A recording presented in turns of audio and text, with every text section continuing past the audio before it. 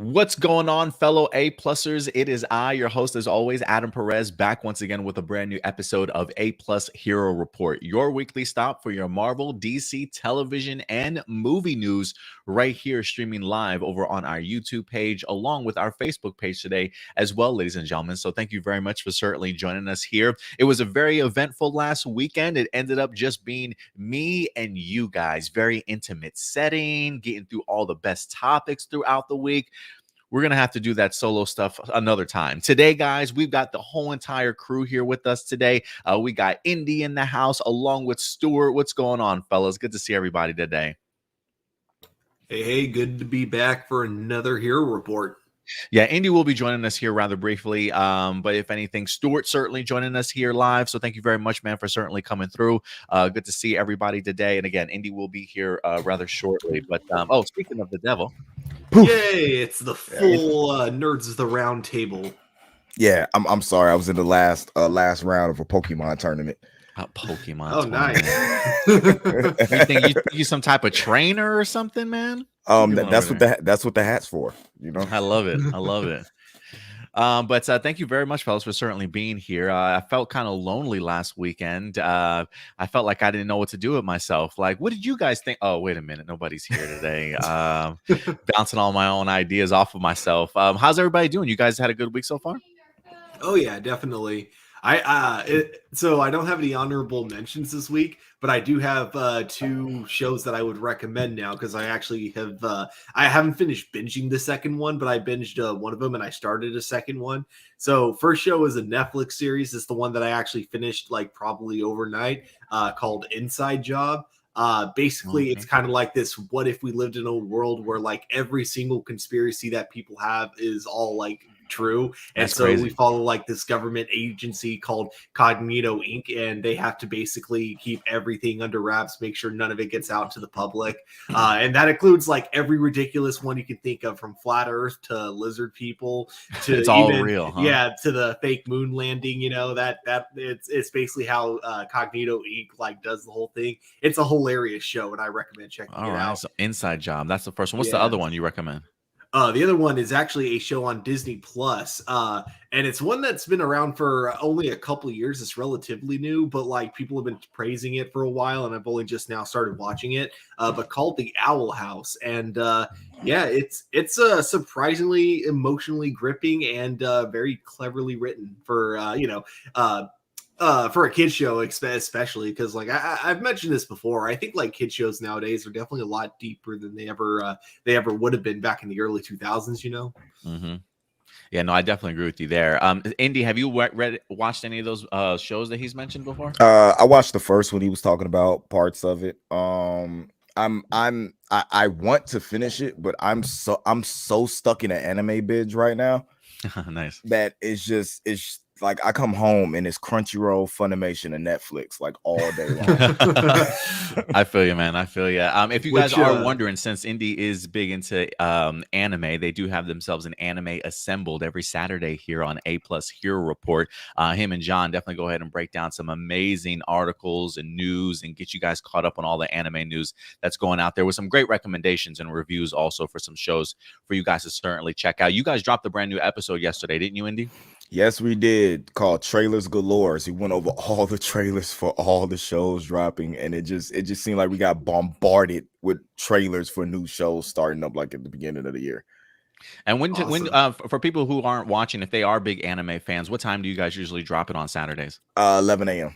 11 a.m. on Saturdays. We try to drop it to lead into your amazing A+ more phenomenal, you know what I'm saying, pod that you do every Saturday morning. It's a great lead in. So thank you very much, Indy and John. I appreciate all the hard work, man. All right, guys. And so those were your two recommendations, Stuart. So thank you very much for those, man. By any chance, Indy, or were you able to find any honorable mentions or anything you wanted to kind of bring up? Yes, I actually did. The only problem is that I had it right here and it disappeared on me. So I apologize about that. But no. What's big to me might not be big to you guys. I was a huge fan of the Vampire Diaries and the originals, you know, on the CW. Okay, yeah. Those are my go-tos before Arrow started. It was the reason why I was watching the CW.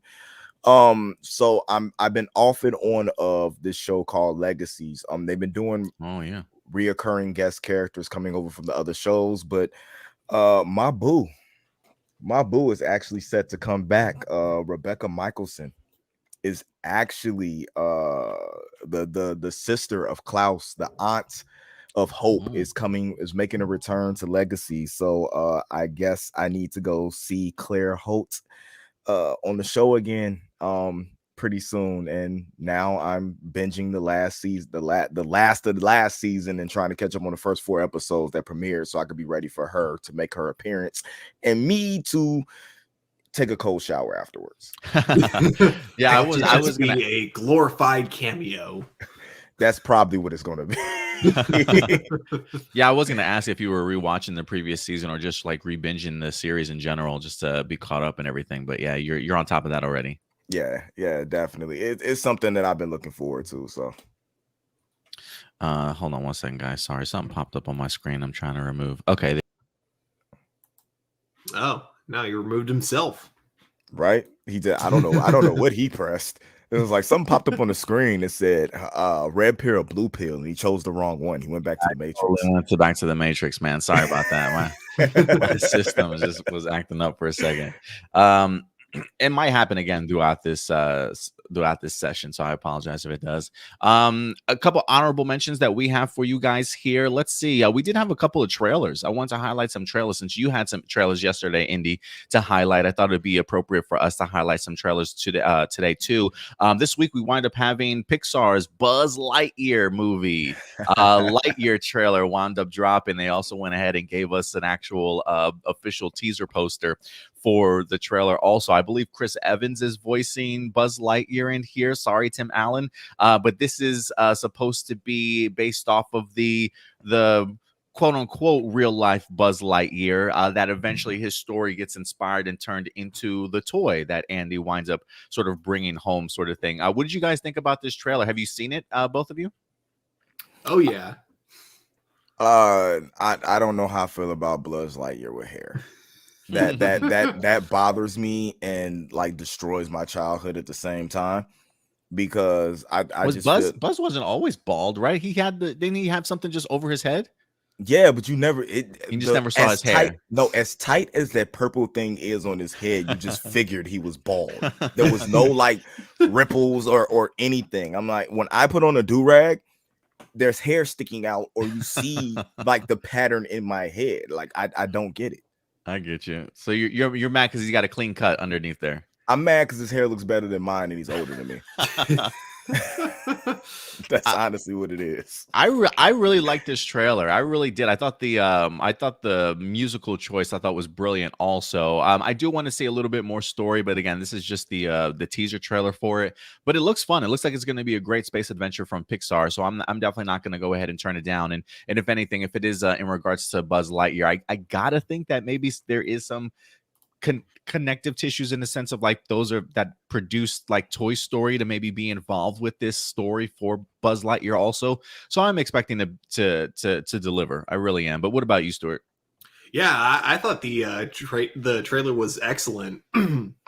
The connective tissue, if they want to go for it though, they could totally just do the same opening that they did from the original Buzz Lightyear movie from like the early 2000s. I don't know if you guys ever saw it, but they literally have the toys from Toy Story putting in the movie to watch it. So if they wanted to, they could do something like that with this Buzz Lightyear movie. That'd be kind of interesting. Then we could have it like established like in the Pixar universe as a movie. I don't know, but no, yeah, I kind of dig that idea. Like it wouldn't put it would not surprise me if that's the route that they actually went, Stuart. Honestly, I do love the sound of that. Yeah, but yeah, besides that though, the trailer I think looks absolutely amazing. The visuals are incredible. Like holy crap, it's amazing how good computer animation, especially when it's done by Pixar, look nowadays. Yeah, they keep pushing the envelope, it feels like. Yeah, definitely. I think, like what you said, not a lot of story, but I'm kind of glad about that because with it being such a vague teaser, it really just kind of it opens up your mind for like more like imagination of what might go into it. It adds like a lot more mystery to what we might be seeing here. So yeah, no, I'm really excited for this movie. I absolutely I used to love the original Buzz Lightyear cartoon series on the Disney Channel. That show was freaking hilarious. So yes, it was. Great callback. Yeah, so I look forward to seeing like what they do now that they're kind of taking it in a more serious direction with like a much more serious tone. I'm definitely looking forward to seeing how that turns out.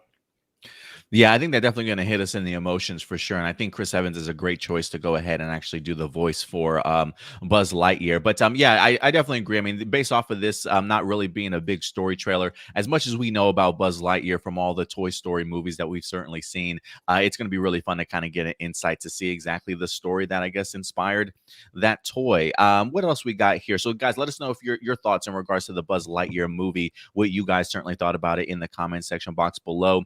We also this past week got ourselves a brand new Witcher trailer for season 2 that wind up dropping like yesterday or 2 days ago, along with a brand new poster as well, set to go ahead and season 2 release on Netflix December 17th. So we're definitely going to get it here before the end of the year. But this looked great, mind you, on top of a Jay-Z soundtrack, which I had no idea. Like the idea of teaming up Jay-Z and Henry Cavill for a Witcher trailer, I was not expecting it, but I absolutely loved it. I thought it went great with just the tone, the vibe, and the great action that we wind up seeing here from Henry Cavill. I can't wait to dive back into this, man, especially after watching the animated movie that we wind up getting. Was it Nightmare of the Wolf? I'm really interested to kind of see what season 2 winds up exploring when it comes to a lot of these characters. Work this out, right? Yeah. I really enjoyed the first. I love the sporadic storytelling when it comes to how they portray the story. The jumping around, you know, I'm saying, different timelines. For anybody who hasn't watched the first season, I'm sorry, go check it out. The Witcher just has an incredible lore, you know, to bring forth to put on TV, and they're doing it the right way. That's the difference than a lot of these video games and books that get adapted. They're taking the time to make sure that the lore and the source material is put to the forefront, and the actors that are actually playing these roles are actually into the characters, and it doesn't feel like they're just out for a paycheck. Yeah, they all do seem rather invested, honestly, and I agree with you. I think the way that Netflix is growing the world and the lore of The Witcher, they're handling it extremely well. I will say this, for those of you who have not watched season 1, you know, Indy does speak about like the non-linear kind of storytelling. For me, when I first kind of watched it, it definitely threw me off for like the first couple of episodes, trying to grasp my head around like just the timing, like the time period when everything was certainly taking place. But as you see it sort of unravel and it all winds up coming together, I really thought the story was incredible so far. But how are you liking everything so far, Stuart? And did you check out the trailer itself for season 2 by any chance? I have not checked out the trailer for season 2. I actually didn't even know it was out. So I know the first thing I'm doing after this. I barely heard about it. So first thing I'm definitely doing after this podcast is over is I'm checking it out. But yeah, I absolutely love the first season. I still haven't seen the animated movie yet though. So I'll definitely check that out at some point before season 2 comes out. But yeah, the way Netflix has been expanding the lore through not just television, but also through animated movies, I think is freaking amazing. And then, yeah, the first season of the show, I think, I'm pretty sure we've talked about it on APlus Hero Report before. Like, I thought it was absolutely excellent, and I think Henry Cavill was probably one of the best like casting choices they could have possibly done for the main character. And yeah, and it doesn't hurt that he's such a big fan of the property too. You know, and you can really tell just in his performance and his knowledge about the series and video game itself. So yeah, great choice. I always love it when actors really go above and beyond to get to know their characters. So like Henry Cavill becoming like a big fan of Witcher after he was cast, I thought that was really awesome of him. Well, he's always been big into it. I felt like I think he mentioned how I want to say so. I mean, I know he's a big nerd into like Dungeons and Dragons and stuff like that too. I think this is a world that he's probably pretty familiar with, at least maybe book wise. And I got to think video game wise too. Do you know, Indy, if he's a big fan before he got cast? Very much so. The lore to him reminds him a lot of his Dungeons and Dragons and stuff like that. So anything that has that type of mystical, you know what I'm saying, medieval type of vibe he has been very much into. He even talked about Lord of Rings, Game of Thrones, you know what I'm saying, and different, wanting to be a parts of those types of productions, and this is his in, you know what I'm saying, into that world. Oh man, I love me some Henry Cavill, such a big nerd. Let's see here. Who else? What else we got? And last honorable mention here, guys. Well, two real quick.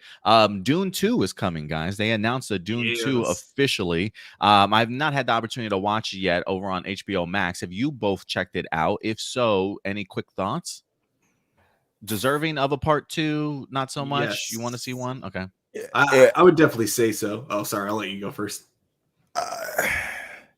Deserving of a part two. I really feel like they should have just held off and gave us the whole thing as one. Mm. A lot of people went into Dune wanting Star Wars, though, especially those who don't know, who didn't read the book or saw the old movie. They could have gave us a 6-hour film and we would have sat down and watched it in chunks. Probably. Yeah, Hey, if I know Zack we. Snyder can do it in 4, right? We could probably do it in 6. Why not? Yeah, we would have definitely did that, but I'm looking forward. Of course, you got the cliffhanger at the end. They cut it off right when it was getting good. But a lot of people don't understand the treks through the sand and the they say meaningless banter, but every word that is said in this movie is important. You know what I'm saying, to the story. And it's something that you don't watch for action. You actually watch, you know what I'm saying, for the story that's developing. So I'm hoping that people actually really give it a chance, because Dune is, especially with the updated visuals, is very good. Mm-hmm. Yeah, oh, go ahead. Sorry, go ahead, Stuart. I'll go last. Go ahead. Oh, something I found out about it too that even adds a lot more to it is for the main character in particular. He was mentioning that he was only filming on a green screen twice the entire shoot. So a majority of the shoot, when you see them out in the desert, like that's actually the actors cool. In the desert filming there, and that's why like visually, like the film looks absolutely stunning. Yeah, no, I think Dune is so far my favorite film this year. It's the director of that movie. I don't think he's ever made a bad movie. I mean, I've only seen his 4 recent movies. I haven't seen anything like pre-Sicario, I don't think. But regardless, like everything that I've seen of him has been absolutely amazing. Yeah, no, I want to check it out. There was a part of me that wants to kind of see it in theaters, but it might just be easier for me to check it out at home, even though I know this is a movie that deserves to be seen on the big screen. I remember my stepdad trying to get me to watch the original Dune when I was growing up as a kid, and I just could not do it. So I'm hoping that when it comes to this one, because there's just so many great actors, and I've clearly have become a mature man in my age. I think I might be able to understand it a little bit better, but it looks great. So I definitely want to go ahead and check it out. So we'll see. But Dune 2 is certainly headed on the way. And then last but not least, guys, we also did get ourselves a trailer for Cowboy Bebop, ladies and gentlemen, an official trailer as the live action adaptation is set to go ahead and drop on Netflix November 19th.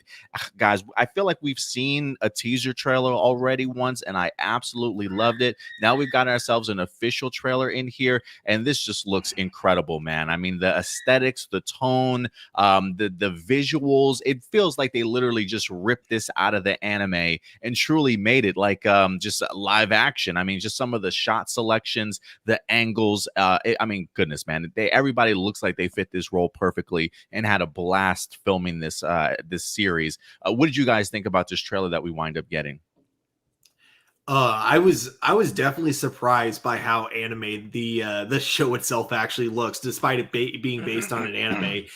It seems like, yeah, they definitely really wanted to go for full on accuracy when it comes to the original Cowboy Bebop series. So everything I've seen from the trailer looks absolutely incredible. It looks like they even got something they got down, which I thought was really cool, was the fight scenes, because the fight scenes in Cowboy Bebop were very specific, if that makes sense. And it looks like they knew exactly how to go with to make it kind of match that style. So yeah, I think it's an awesome looking trailer.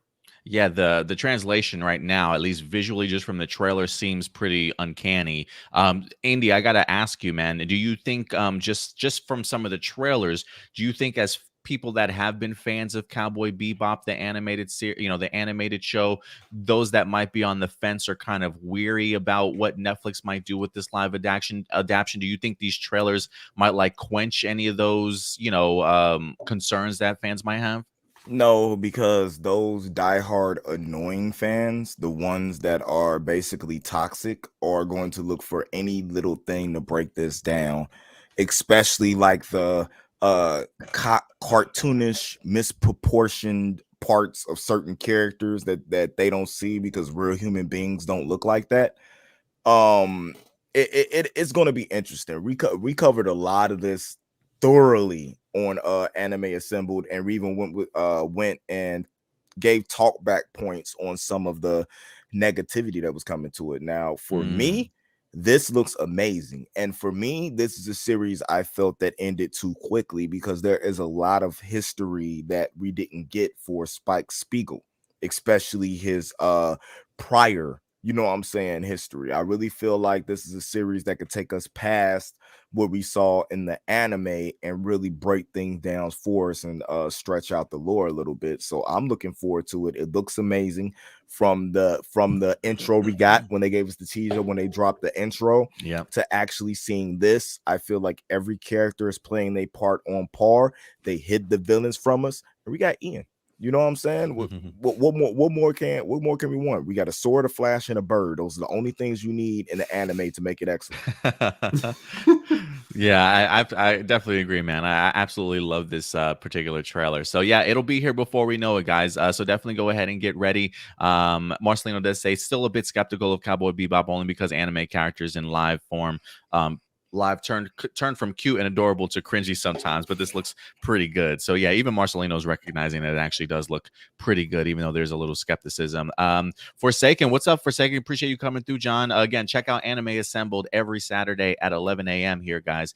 Yeah, there's a 50-50 backlash support on the outfit change for Faye Valentine, so you're not wrong there. Yeah, I'm sure when it definitely comes to the costume, I'm sure some fans are probably upset, but I think I'm not too familiar with the actress that's going to go ahead and play Faye, but I think she's going to crush it. I mean, just from the little brief snippets that we've seen of her in the trailer, I think she's going to fit perfectly well in this cast, honestly. So I'm excited to see what they have in store for us. All right, guys. I think other than that, I think that's going to go ahead and wrap up our honorable mentions for the day. So if anything, let's get into some of our main topics. You guys ready to go ahead and crush this episode with me? Man, let's do it. All right, let's do it. Let me go ahead and pull this up here. I feel like someone else was pressing the honorable mentions thing every time me. I was. Yeah, that was me. That was me. All right, guys.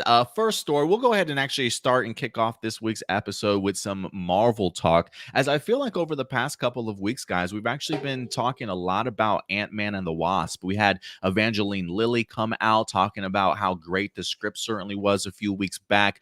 We even had Jonathan Majors and Paul Rudd just sort of gushing over each other about how great they are in their respective roles.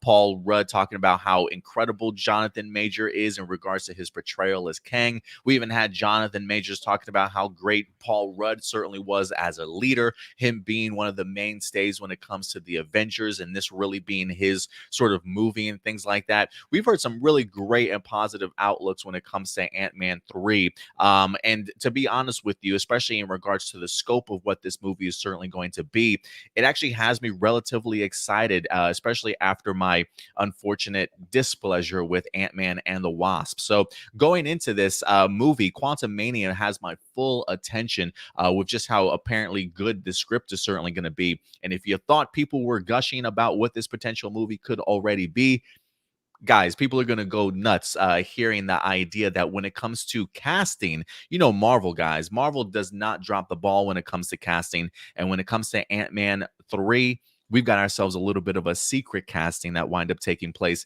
and revealed to us here this week, guys. So let's go ahead and find out exactly who has officially been cast in this upcoming Ant-Man movie. And that is going to be none other.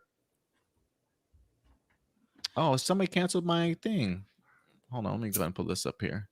Did you lose the There link? We go. I did. Yeah, I lost the link for a second. Bill Murray, guys. Bill Murray apparently is going to be appearing in Ant-Man and the Wasp. Had no idea Bill Murray even contemplated the idea of being in a Marvel film. I feel like when it comes to Bill Murray, like you really got to impress this guy. Like he does not just take sort of like any job that certainly comes his way. He feels like he's, especially in his later age, he's rather picky in regards to the projects that he certainly works on. So according to Variety, guys, Bill Murray will in fact be appearing in Ant-Man and the Wasp. Let's go ahead and dive into this article and just see exactly what details they have for us. So it says Bill Murray is stepping into the Marvel Cinematic Universe while promoting his role in Wes Anderson's latest film, The French Dispatch. The 71-year-old Murray said that he recently shot a role in Marvel Studios' Ant-Man and the Wasp: Quantumania, or at least he all but said that. It says Murray was asked about working multiple times with directors like Anderson,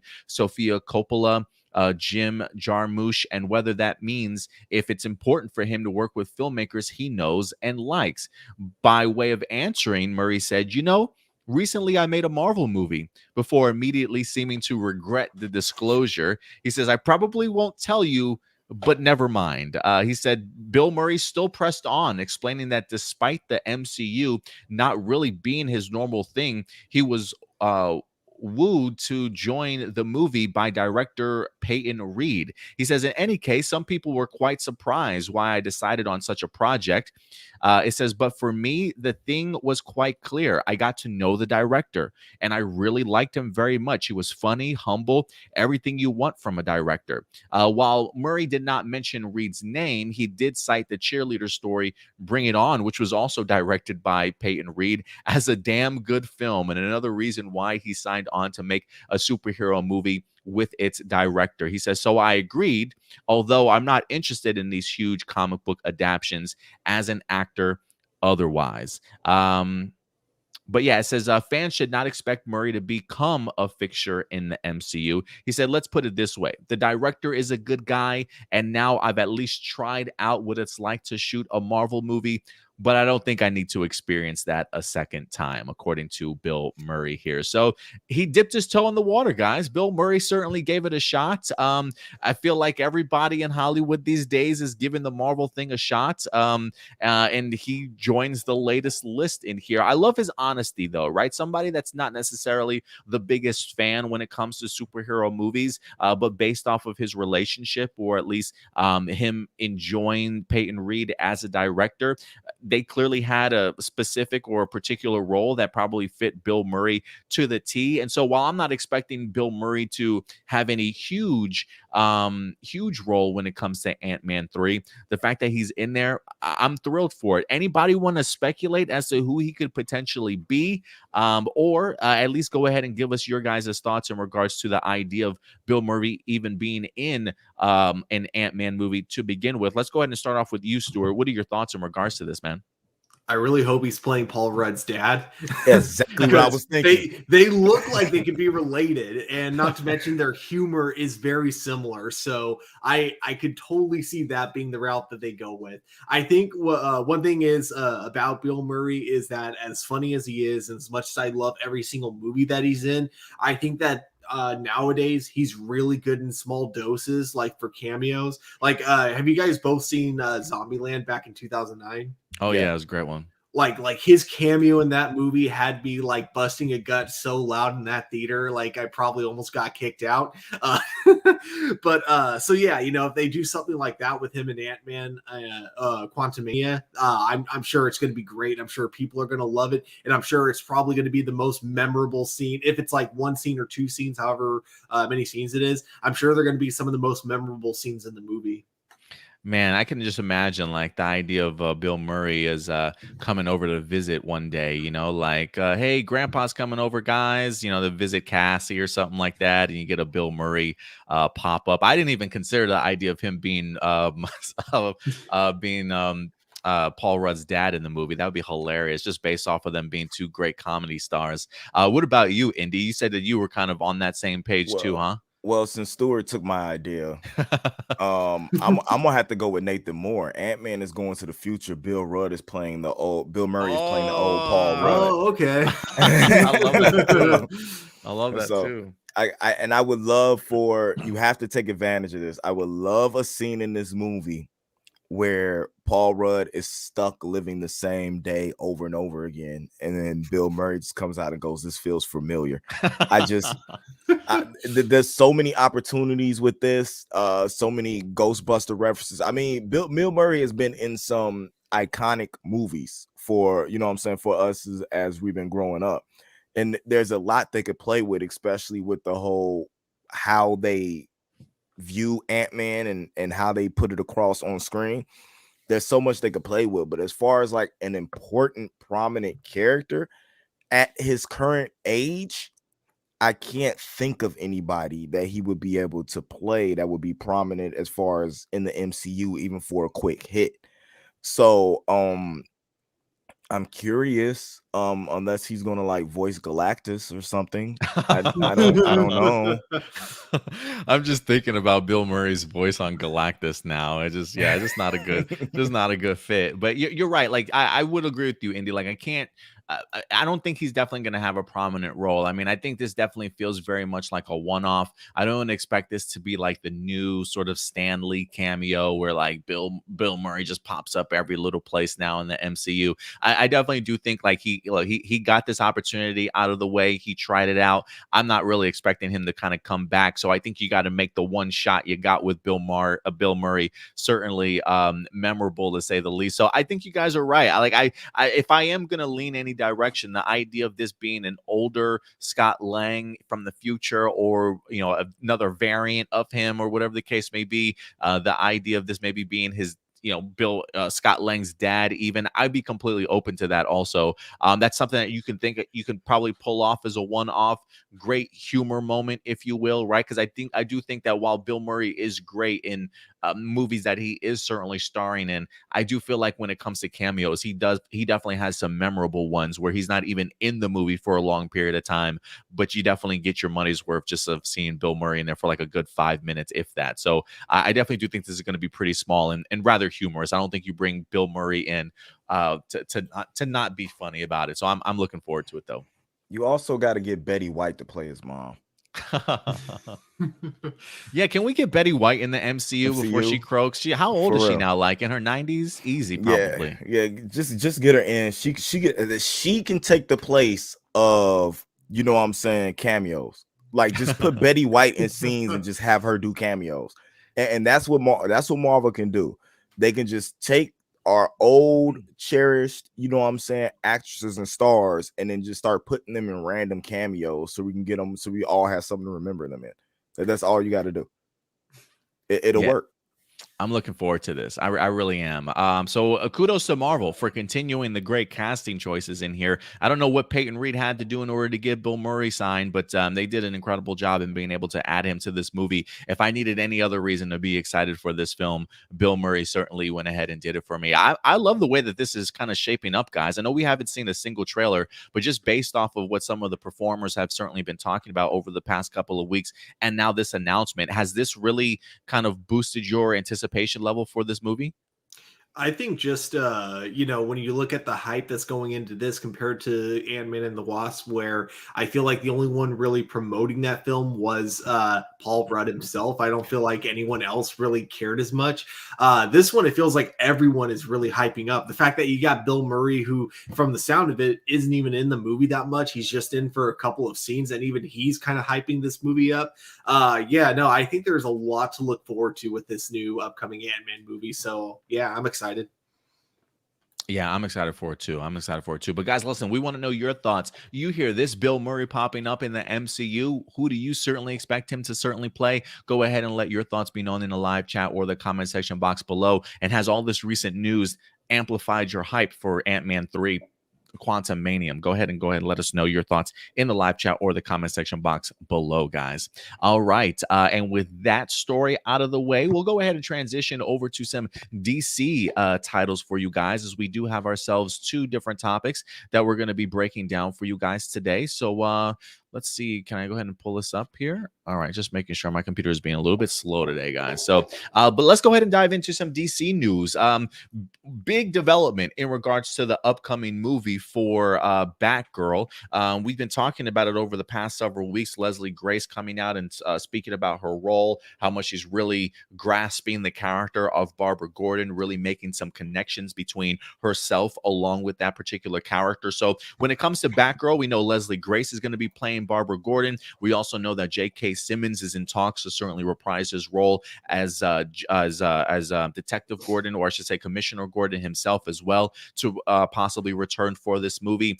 But we've been wondering who else is certainly going to be popping up in here. And this past week, we wind up finding out exactly who's going to possibly be the villain for the upcoming Batgirl film. And I got to tell you guys, this recent resurgence of Brendan Fraser has me a very happy camper, to certainly say the least, as it seems as though Brendan Fraser continuing to work with WB, now moving over to this Batgirl movie. Let's go ahead and dive into this, guys, and get some details, because I know Keanu Reeves had a little bit of a renaissance, but this feels very much like a Brendan Sans? No? All right, let's go ahead and get into this. Yeah, chuckle. That was worth the chuckle. Brendan Sans? Yeah, we'll go with that here. Let's go ahead and check this out. This is from Deadline.com. Batgirl Brendan Fraser to play villain in new Warner Brothers and DC pick starring Leslie Grace. That's a bad picture of Brendan Fraser. We couldn't find another one of them, guys. Come on.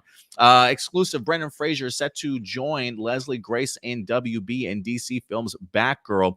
Although not confirmed, sources believe Fraser would play the villain Firefly in the picture. Jacob Scipio also recently joined the cast, with Grace on board to play Barbara Gordon, aka Batgirl. We also have the Bad Boys for Life directors are currently helming the project as well. The film will bow on HBO Max, marking one of the first major DC properties to debut exclusively on the streamer. We've got Christina Hodson set to go ahead and pen the script. I think she went ahead and did the Flash movie along with Birds of Prey.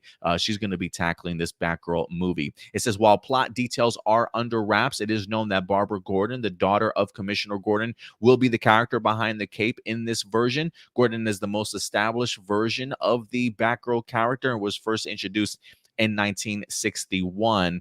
It says Fraser, the former Mummy star, has had quite the resurgence in 2021 that began with landing the role of Darren Aronofsky's The Whale. And then he's also in Martin Scorsese's movie Killers of the Flower Moon. And you can also find Brendan Fraser over in Doom Patrol currently for all the seasons, as he's voicing Robot Man in there as well. So yeah, guys, Brendan Fraser is here, and I think it's a great addition. Look, I love his work that he's currently doing over in Doom Patrol.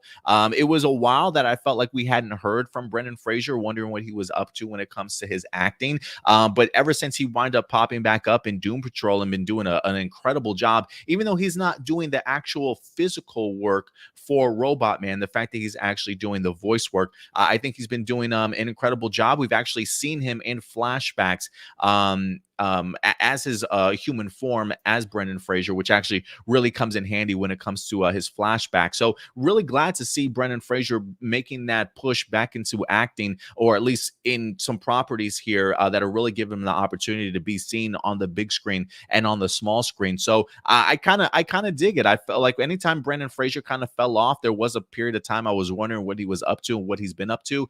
So the fact that now that he's been getting a bunch of opportunities under his belt, I think it's been wonderful. I mean, the fact alone that WB clearly recognizes the great work that he's doing and wanting to certainly keep him in the fold, I think will definitely do great and wonders for his career, and hopefully open up the doors for more opportunities for him to certainly pop up in here. So Brendan Fraser in Batgirl, the idea of seeing him as a villain should be rather interesting, to say the least, especially when it comes to Firefly. I believe Firefly, the character, is a retired firefighter. I'll go to you for that, Indy, for some clarification. But I think Brendan Fraser will fit into this role perfectly, and getting the opportunity to see him play a villain should be pretty fun in and of itself. So I'm looking forward to this. I think it's a great casting choice. But let me throw this over to you first, Indy, in regards to this. Brendan Fraser playing Firefly, joining the Batgirl Batgirl film. How excited for you are this? Are you worried? Do you think this is a perfect opportunity for him? What are your thoughts? I'm thinking ever since what happened with, for me, my personal Brendan Fraser reemergence in Doom Patrol started to slowly bring him back, you know what I'm saying, for me in the forefront, because you got to think that man had a run. I don't know what happened with the Mummy movies. That was the one movie that The Rock couldn't save, I'm guessing. Um and it just seemed like he came back out of nowhere, and to play a comic book character, Firefly is someone I could feel like he could make into his own, because if you weren't born before the 1950s, you're probably not even going to know who, you know what I'm saying, Garfield Lens is, or who Firefly, you know what I'm saying, is in particular, because he was a villain from Detective Comics, you know what I'm saying, that was caught by Batman and Robin, you know what I'm saying, when Batman mistakenly like followed the actual Firefly. It was one of the weirdest stories, you know what I'm saying, ever. But there have been new Fireflies. I don't know which one he's actually going to play. There's even been a female version of Firefly as of recently on Gotham. That's right. So it's going to be cool to see what they actually do with this character, because this character is somebody that could actually be a huge threat, because he's similar to what's the character on Legends who is a pyromaniac. Oh, Heatwave? Heatwave. Yeah, he's similar to Heatwave, but just way more destructive. As a matter of fact, I always thought Heatwave was a more humanized version, you know what I'm saying, of what Firefly was. So it's going to be interesting to see what they do with this character. Yeah, I really enjoyed the rendition of Firefly that they had from Gotham, which I think was a younger female that I believe got captured in Arkham Asylum. I think she was friends with Selena Kyle, and something happened to her, and she wound up getting burned and experimented on and things like that while she was stuck inside Arkham, and came back as Firefly, which I thought they handled the character pretty well, at least in Gotham. So should be fun, especially to see a character like that go up against somebody like Batgirl. She was actually the protege of like the second Firefly. I think his name was Ted Carson. I can't remember. If I don't get it right, I know Comics Explained people are gonna come for me like hard. But yeah, I think it was Ted Carson. She was a protege, friend of Selena Kyle, and she didn't set out to be a villain. She just ended up, you know what I'm saying, being forced into that type of life. And that was one of the characters that I actually liked from Gotham, because Gotham to me, by the time it got to that point where they were just having one-off villains, was just like blah. But you know, this was one of them that was actually really good. The backstory was there, and it was relatable to characters that we were tied to in the show. So I really, really want to see with Brendan Fraser, if he does anything akin to the personality that he brought to Robot Man, he is going to slay this role. Yeah, no, I definitely agree. What about you, Stuart? You hear this news. Are you excited for Brendan Fraser to be in the Batgirl? What do you think about his idea of playing a villain here as Firefly also? What are your thoughts, sir? So definitely a little bit mixed on this. Mostly, like, I love Brendan Fraser as an actor. Like, I think he's incredible, but it's so hard for me to personally picture him as a villain. And not trying to say he's going to do a bad job. Like, I'm definitely not going into this closed-minded. It's just that as of now, like, I always see him as like kind of the hero, and it's so hard for me to picture him now kind of taking a complete 180 and actually playing the villain role. So I'm actually in a way also really excited to see how he pulls it off and what he brings to the table acting like a villain now. So a bit excited, a bit nervous, and just curious more than anything else, honestly. Yeah, I mean, I definitely agree with you. I feel like a lot of his roles that we've seen him in, he's definitely a little bit more lighthearted. Usually tends to be the comedic element, you know. But so to kind of see him explore the villain role certainly will be new. I think he could definitely pull it off, especially a character like Firefly. I do think that he probably can tap into that mindset if he needs to. So I am excited for it, but I definitely get the worry when we're so used to seeing him in one particular way. But I'm at least glad that we at least have a villain now for Batgirl. And I think especially for Leslie Grace with this, I'm assuming this is going to be like an origin story for Batgirl. the idea of her maybe, disobeying her dad or going behind her dad and becoming this vigilante to go ahead and help out and take out the villain here. I think this is a good first opportunity and good villain for Batgirl to tackle in her first movie. Definitely.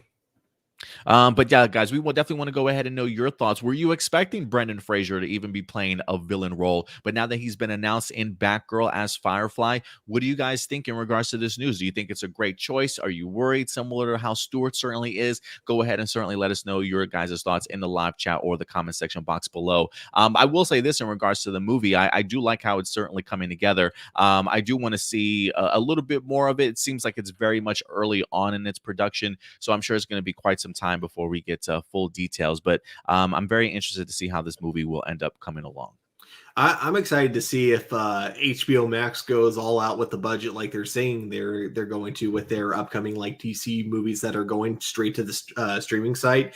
Because like I know they say it's going to look just the same as it would if it was going into theaters, but it's one thing to say it and one thing to like actually do it in execution. So that's I think that's the number one thing that I'm looking forward to seeing about this is like, are they really going to go like sparing no expenses?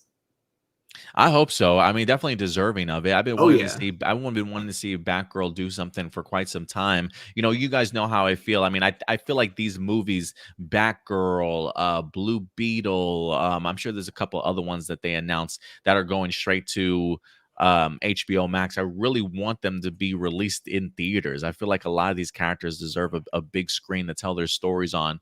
But I think, if anything, I think they'll be fine. I feel like the stuff that I have seen on HBO Max has been pretty damn impressive for the most part. So I'm expecting the same from HBO Max in these movies. Yeah, and I do agree with you. I do think at the very least they should be released in theaters and HBO Max simultaneously if they really want them to be HBO Max exclusive. Just like keep them out in theaters for just 2 weeks and then just say, hey, if you want to watch it now, you have to get a subscription to HBO Max.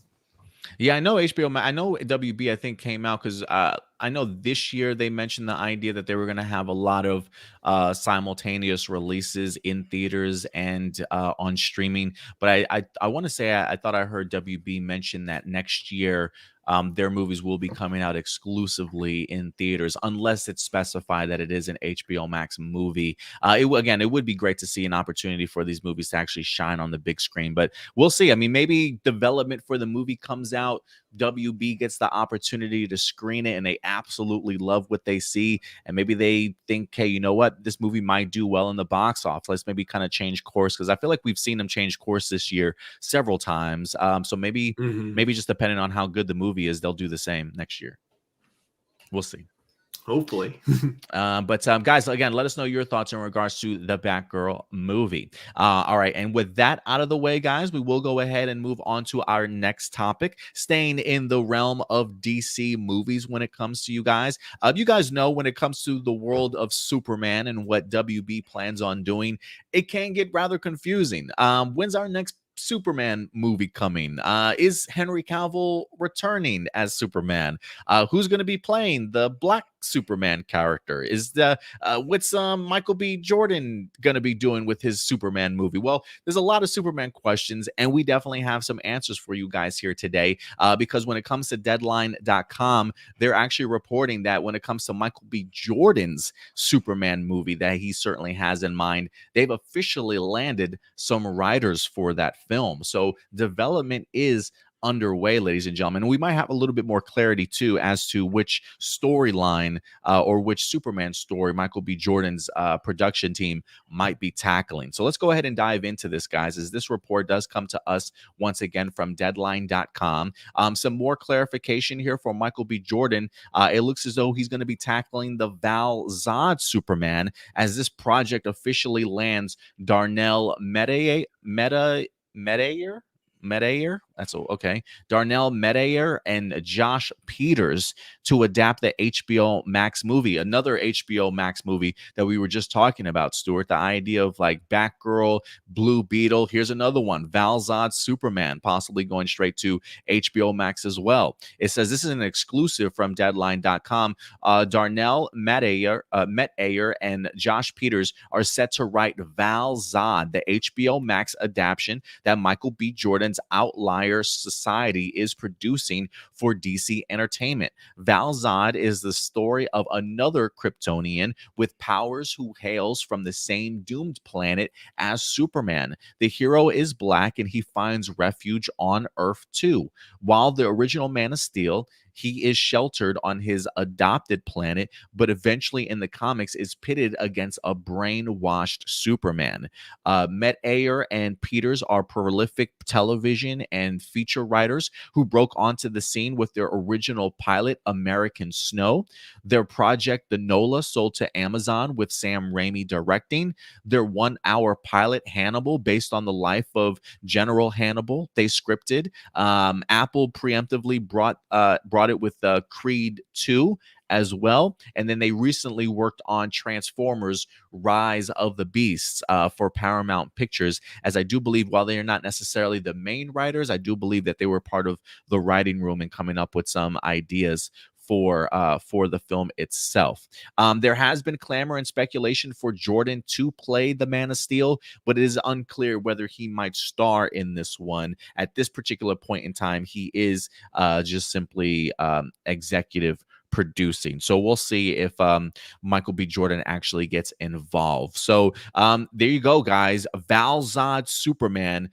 Michael B. Jordan's production studio is tackling the character for Warner Brothers over on HBO Max, and we've got ourselves some writers, guys. The ball is in fact moving, and of course, this isn't the J.J. Abrams movie that's supposed to be tackling another Black Superman as well. So we'll see exactly what that storyline is certainly going to be doing as well. But Michael B. Jordan's project seemingly is coming together. It's happening, guys. If people were wondering if you were on the fence about this movie or not, this is in fact happening. So let me throw this over to you first, Indy. Not too familiar if you know Darnell, Met Ayer, or Josh Peters or their works or anything like that. But the fact that we now have writers attached to this project, this is now fully moving along. If anything, I would love to see who the director for this movie is. I don't believe that they've announced it as of yet, but what do you think about the idea that this is moving along, Indy?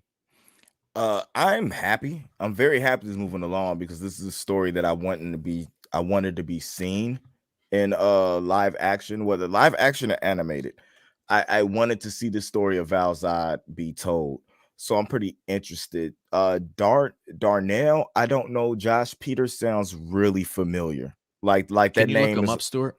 like that name is right on like the edge of my mind. Like I should know what that's going on. But when it comes to the writing for me, the writing is normally never the issue. It's the adaptation of which the directors and the actors put into it. Because there's a lot of stories that are written well that are acted and directed horribly. So the bigger thing for me would be who they peg to direct the film, and if that's something that I feel can translate into what we're going to see, because I really love the visual aspect that we got from Man of Steel. I just didn't like the story that was being told.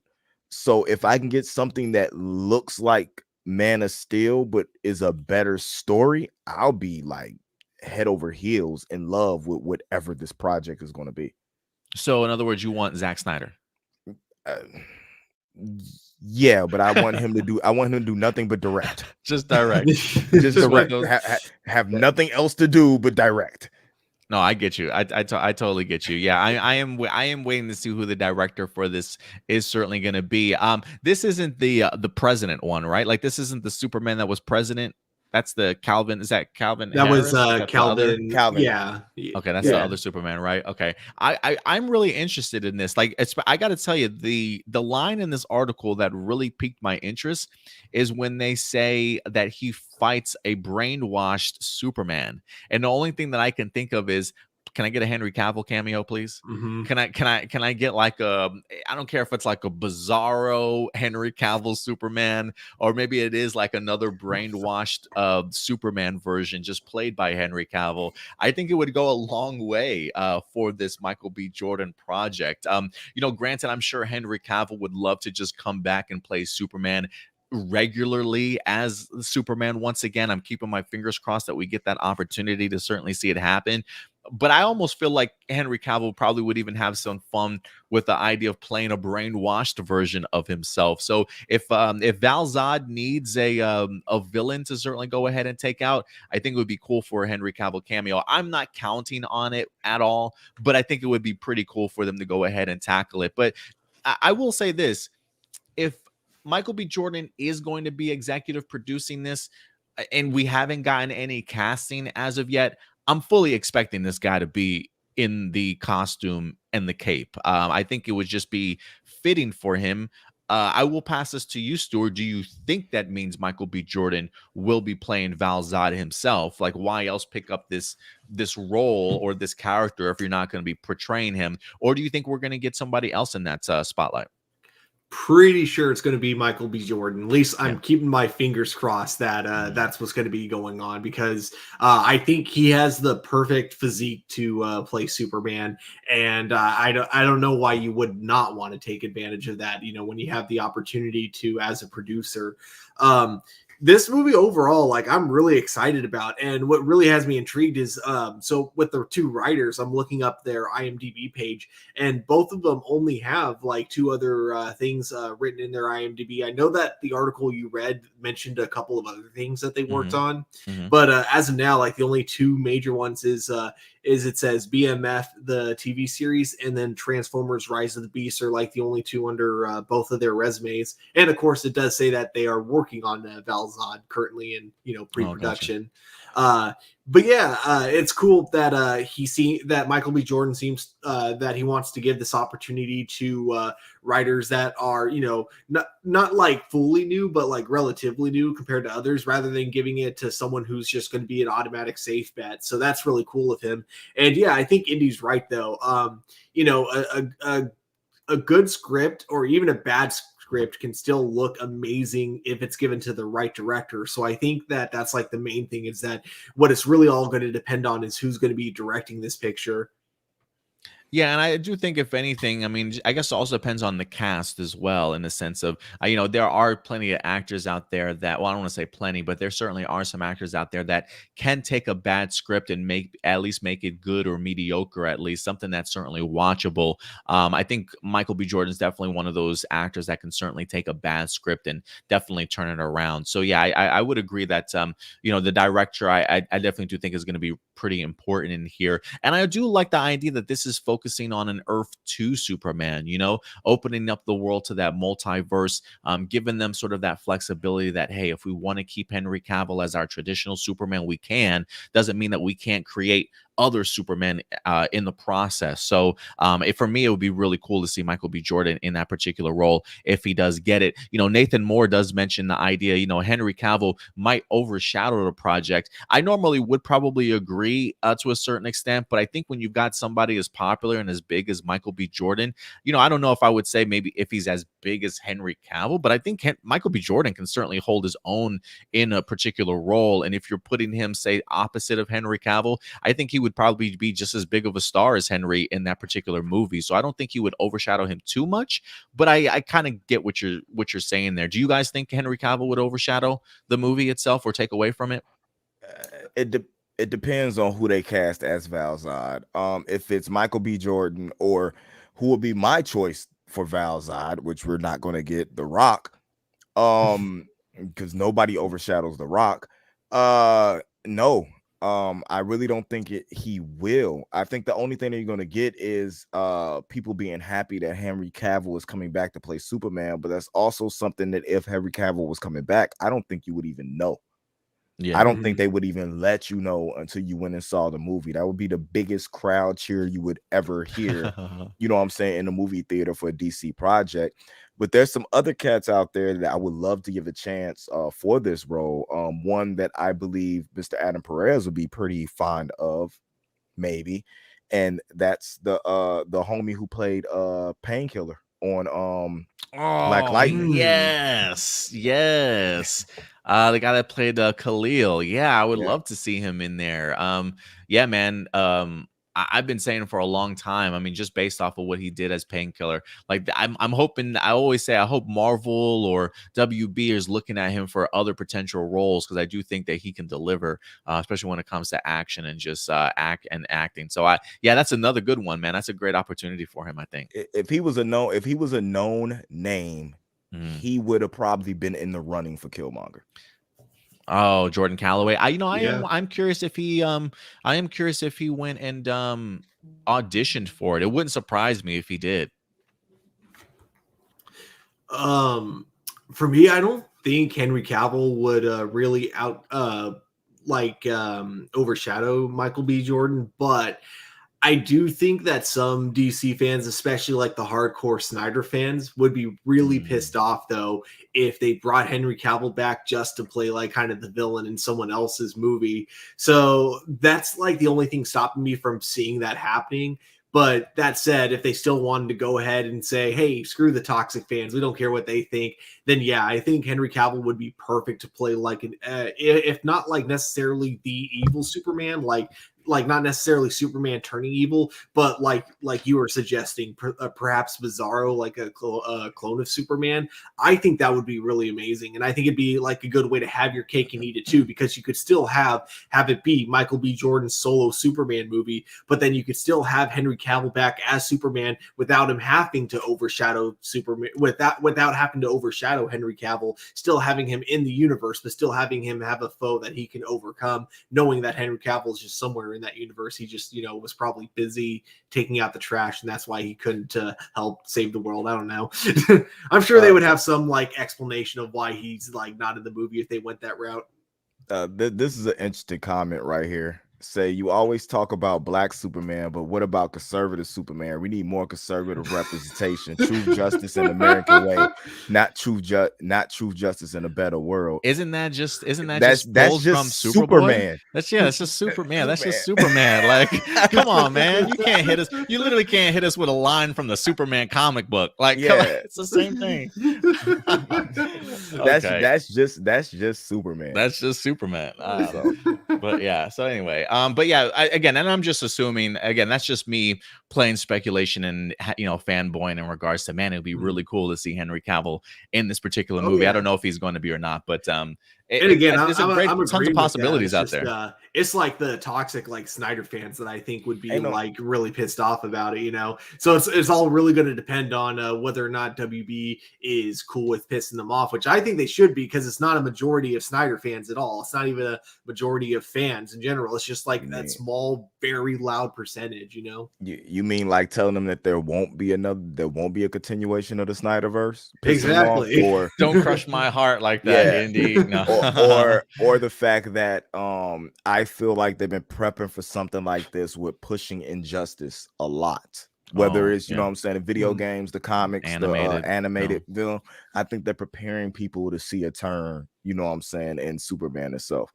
I mean, hey, I would be down for that. I mean, like I said, we do have that Flashpoint or that Flash movie that's coming too, so we have no idea how that's certainly going to be changing things. So we'll see, guys. But listen, Michael B. Jordan's Val Zod, it's taking off. It's definitely in the process of being worked, and we'll see how it winds up coming together. But if you guys have any options, do you guys even have any actors out there that you certainly would like to see tackle the Val Zod character instead of Michael B. Jordan? You guys know I've been a big proponent of trying to see Michael B. Jordan as the milestone comic book superhero and icon. I think that would be a really great role for him to certainly sort of bring to life. But it should be interesting to see how Val Zod is definitely tackled. I feel like this is definitely a character that a lot of people have been wanting to see on the big screen or small screen, just kind of brought to life in general. And Val Zod too is actually getting a lot of shine these days in the DC comic books. Isn't he part of like Justice League? What is it? Infinity, or like the one of the Justice League groups, I believe, part of the Infinity Frontier storyline that they have going on right now. So yeah, Val Zod getting some shine in the comics, and they're definitely taking that opportunity to bring him to the small screen. So great timing, if you ask me, for Val Zod. But let me know your guys' level of anticipation for this Michael B. Jordan project.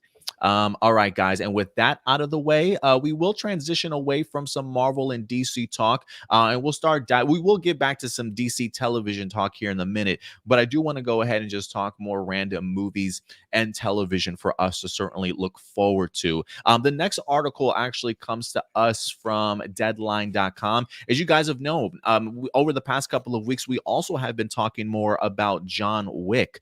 You guys know, or maybe you don't, but there's going to be a John Wick spin-off television series, or I should say a 3-night series event in regards to the Continental that's certainly going to be happening. But that's not the only thing that the John Wick franchise is working on to go ahead and continue to expand the world and the lore that they're certainly building, as it seems as though we're supposed to be getting ourselves a Ballerina movie as well. The Ballerina aspect of John Wick was introduced to us in John Wick 3 Parabellum, and it looks as though that was an opening for us to really get an eye on the other side of the John Wick world, if you will. And it seems as though not only is the Ballerina movie moving forward, but we officially have a casting for the lead role of the Ballerina movie. So let's go ahead and find out exactly who's going to be playing in this movie. Again, this is from Deadline.com. So when it comes to the John Wick spinoff movie Ballerina,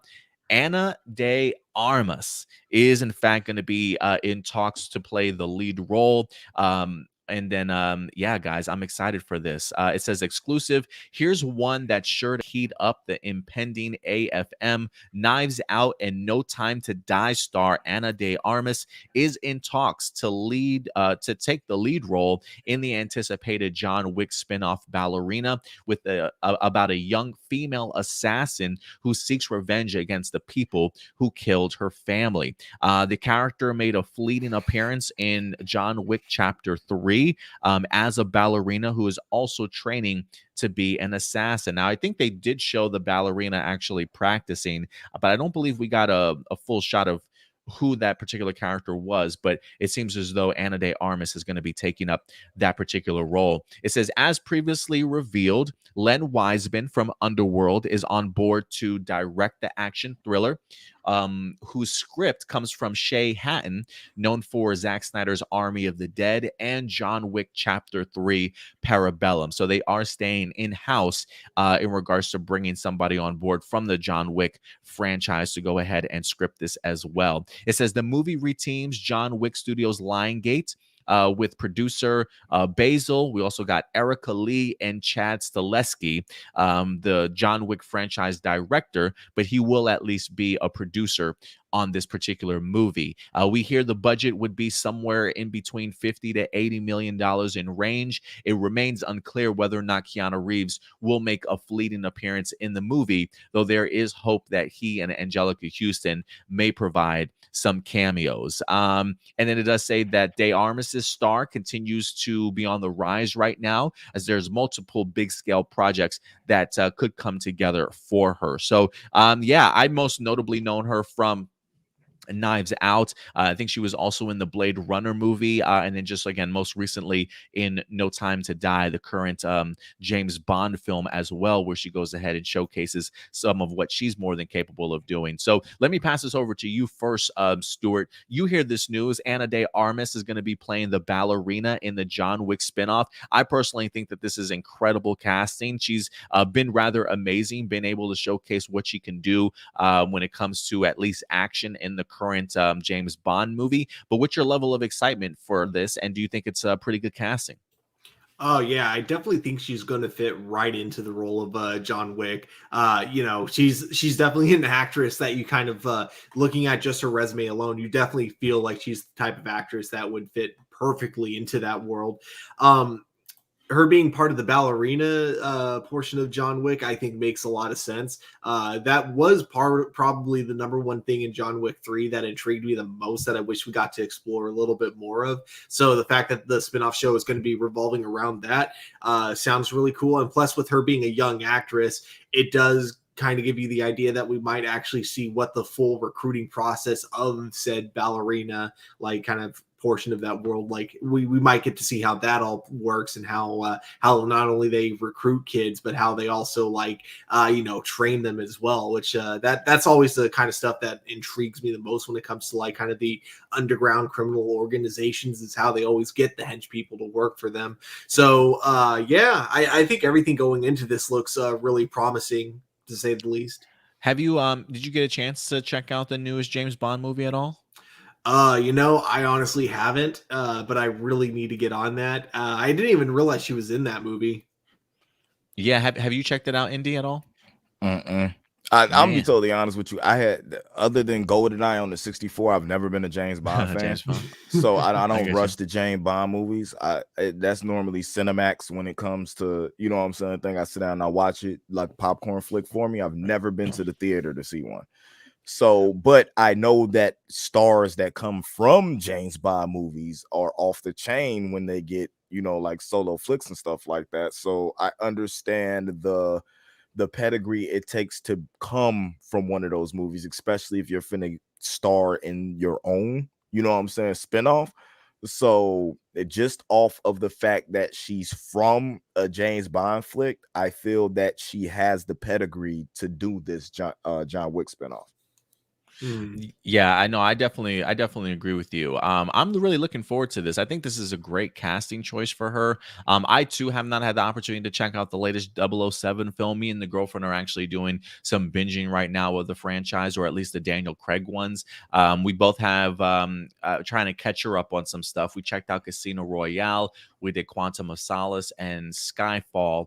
We're about to go ahead and tackle Spectre next, and then we'll probably check out No Time to Die shortly after that. So, but I'm eager to definitely go ahead and check her out. It kind of reminds me of Rebecca Ferguson from Mission Impossible, was like 4 or something like that, or 5, when she kind of came onto the scene. And I feel like ever since then, Rebecca's been in some really great like action thrillers from time to time, just showing that she can be a lead role and tackle something like that in regards to the action genre. So I think the same thing here is happening when it comes to Ana de Armas. I mean, she's clearly getting the opportunity to show her range in a ton of movies that she's been in, and now getting the opportunity to be attached to something like John Wick. I think is a great opportunity, especially when it's a franchise that, 3 movies in, it feels like it's just hitting its stride, which is kind of crazy to think of. But you get movies like John Wick 3 that do kind of open up that world. And like you said, Stuart, the idea that you see that in the movie, and it does get you interested and fascinated to see what that side of the world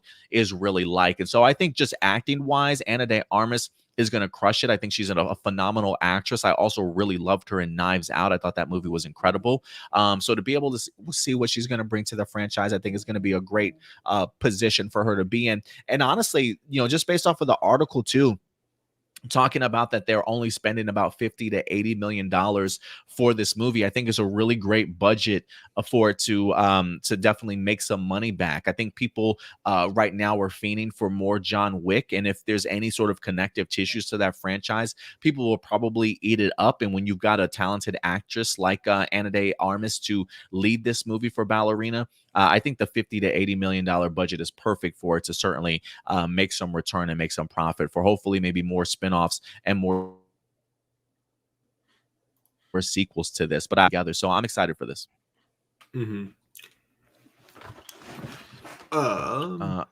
All right, guys. So with that out of the way, again, we definitely want to know your guys' thoughts in regards to this. How have you been liking the John Wick franchise so far? Do you think Ana de Armas is a great choice in here for her? Have you seen her in James Bond? I think if anything, if you've seen her in James Bond, this might be an even better or easier correlation for you in order to see her in something like a John Wick movie. So I definitely do think they did a great casting choice here. All right, guys. And with that story out of the way, we will move on to our last 2 topics. And the next one is in the world of Star Wars, which one of my more anticipated television series that we're going to be getting from Star Wars will in fact be the Obi-Wan Kenobi series. While I personally, growing up at least, wasn't necessarily the biggest fan of the prequel trilogy for Star Wars, it's certainly a trilogy that I've certainly have grown to enjoy and certainly appreciate more as time certainly passes. So the idea of getting somebody like Ewan McGregor back to go ahead and play Obi-Wan in the upcoming series has me excited, even knowing that Hayden Christensen is at some point in time going to be returning for that Obi-Wan Kenobi series. But believe it or not, this past week, when we wind up getting a casting announcement in here and reveal that Ice Cube's son, O'Shea Jackson Jr., is going to be in the upcoming Obi-Wan Kenobi series, I was actually floored and super thrilled for him to even be able to get this opportunity.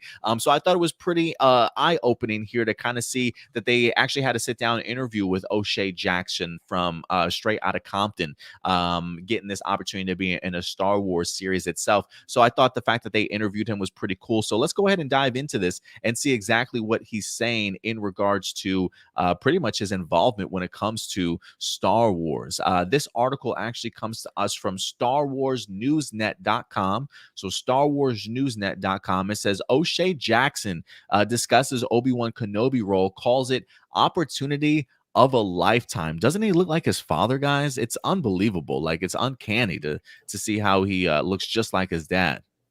But he's a better actor. Oh, I'm sure he is. Yeah, that I have no doubt about. Yeah. I have no doubt about. He says, for many Star Wars fans, next year's live-action Obi-Wan series remains one of Lucasfilm's most anticipated upcoming releases. No joke. Now that the series has wrapped, more actors are being asked about their experience on the series, and we can now add O'Shea Jackson Jr. to the list. Jackson was asked about the series and was revealed how losing out on a part in another Star Wars movie might have opened the door for his role in the Kenobi series. So he had an interview with Collider, and it says that he revealed that he's a longtime Star Wars fan and auditioned for Lando in the Solo, a Star Wars story movie, but was crushed when he wasn't chosen for the part. However, his enthusiasm for the saga clearly caught Lucasfilm's attention. During filming for Swagger, his agent contacted him regarding the meeting with Obi-Wan Kenobi director Deborah Chow, who Jackson says gave him the opportunity of a lifetime by casting him. He elaborated further, revealing that he had especially great on-set relationship with Ewan McGregor and Kumail Nanjiani. And he also took a moment to praise the technology being used for the series, saying what's so crazy about the volume is that while you forget that you're in the studio, he says, honestly, the scariest part is when they turn it off. You'll be sitting somewhere, you get so engulfed in the scene that when they turn it off and the entire room goes white, it's kind of like a Matrix moment.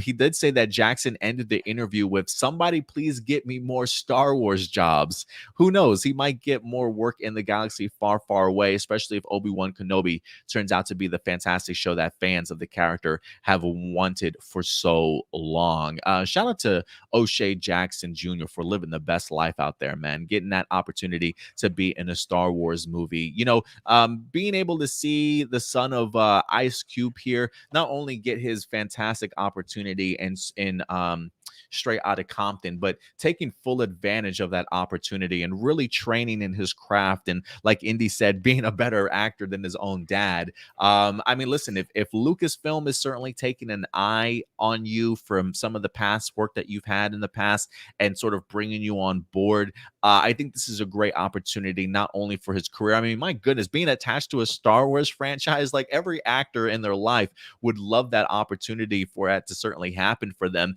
And if anything, this probably puts you in the good graces with not only Lucasfilm, but also gives you a door in for any other sort of Disney properties that certainly might be out there, right? When it comes to Marvel, Pixar, doing some voices for all you know. I mean, the list goes on in regards to possibilities for O'Shea Jackson Jr. in the future now. So I'm really hoping that he winds up crushing this particular role, honestly, at the end of the day. If he had that sort of great on-screen relationship with Ewan McGregor and Camille, it makes me wonder who his character is and exactly how much space and or I should say how much screen time he's actually going to get on here. So I'm really thrilled for this guy. I truly am, especially if you come from being a big Star Wars fan, not knowing if you were ever going to get this kind of opportunity again. I mean, no offense, O'Shea Jackson, but I'm kind of glad that they went with Donald Glover for Solo. Don't get me wrong, to play Lando. But I think this is going to be a great opportunity for O'Shea, and I can't wait to see exactly who he's going to be playing.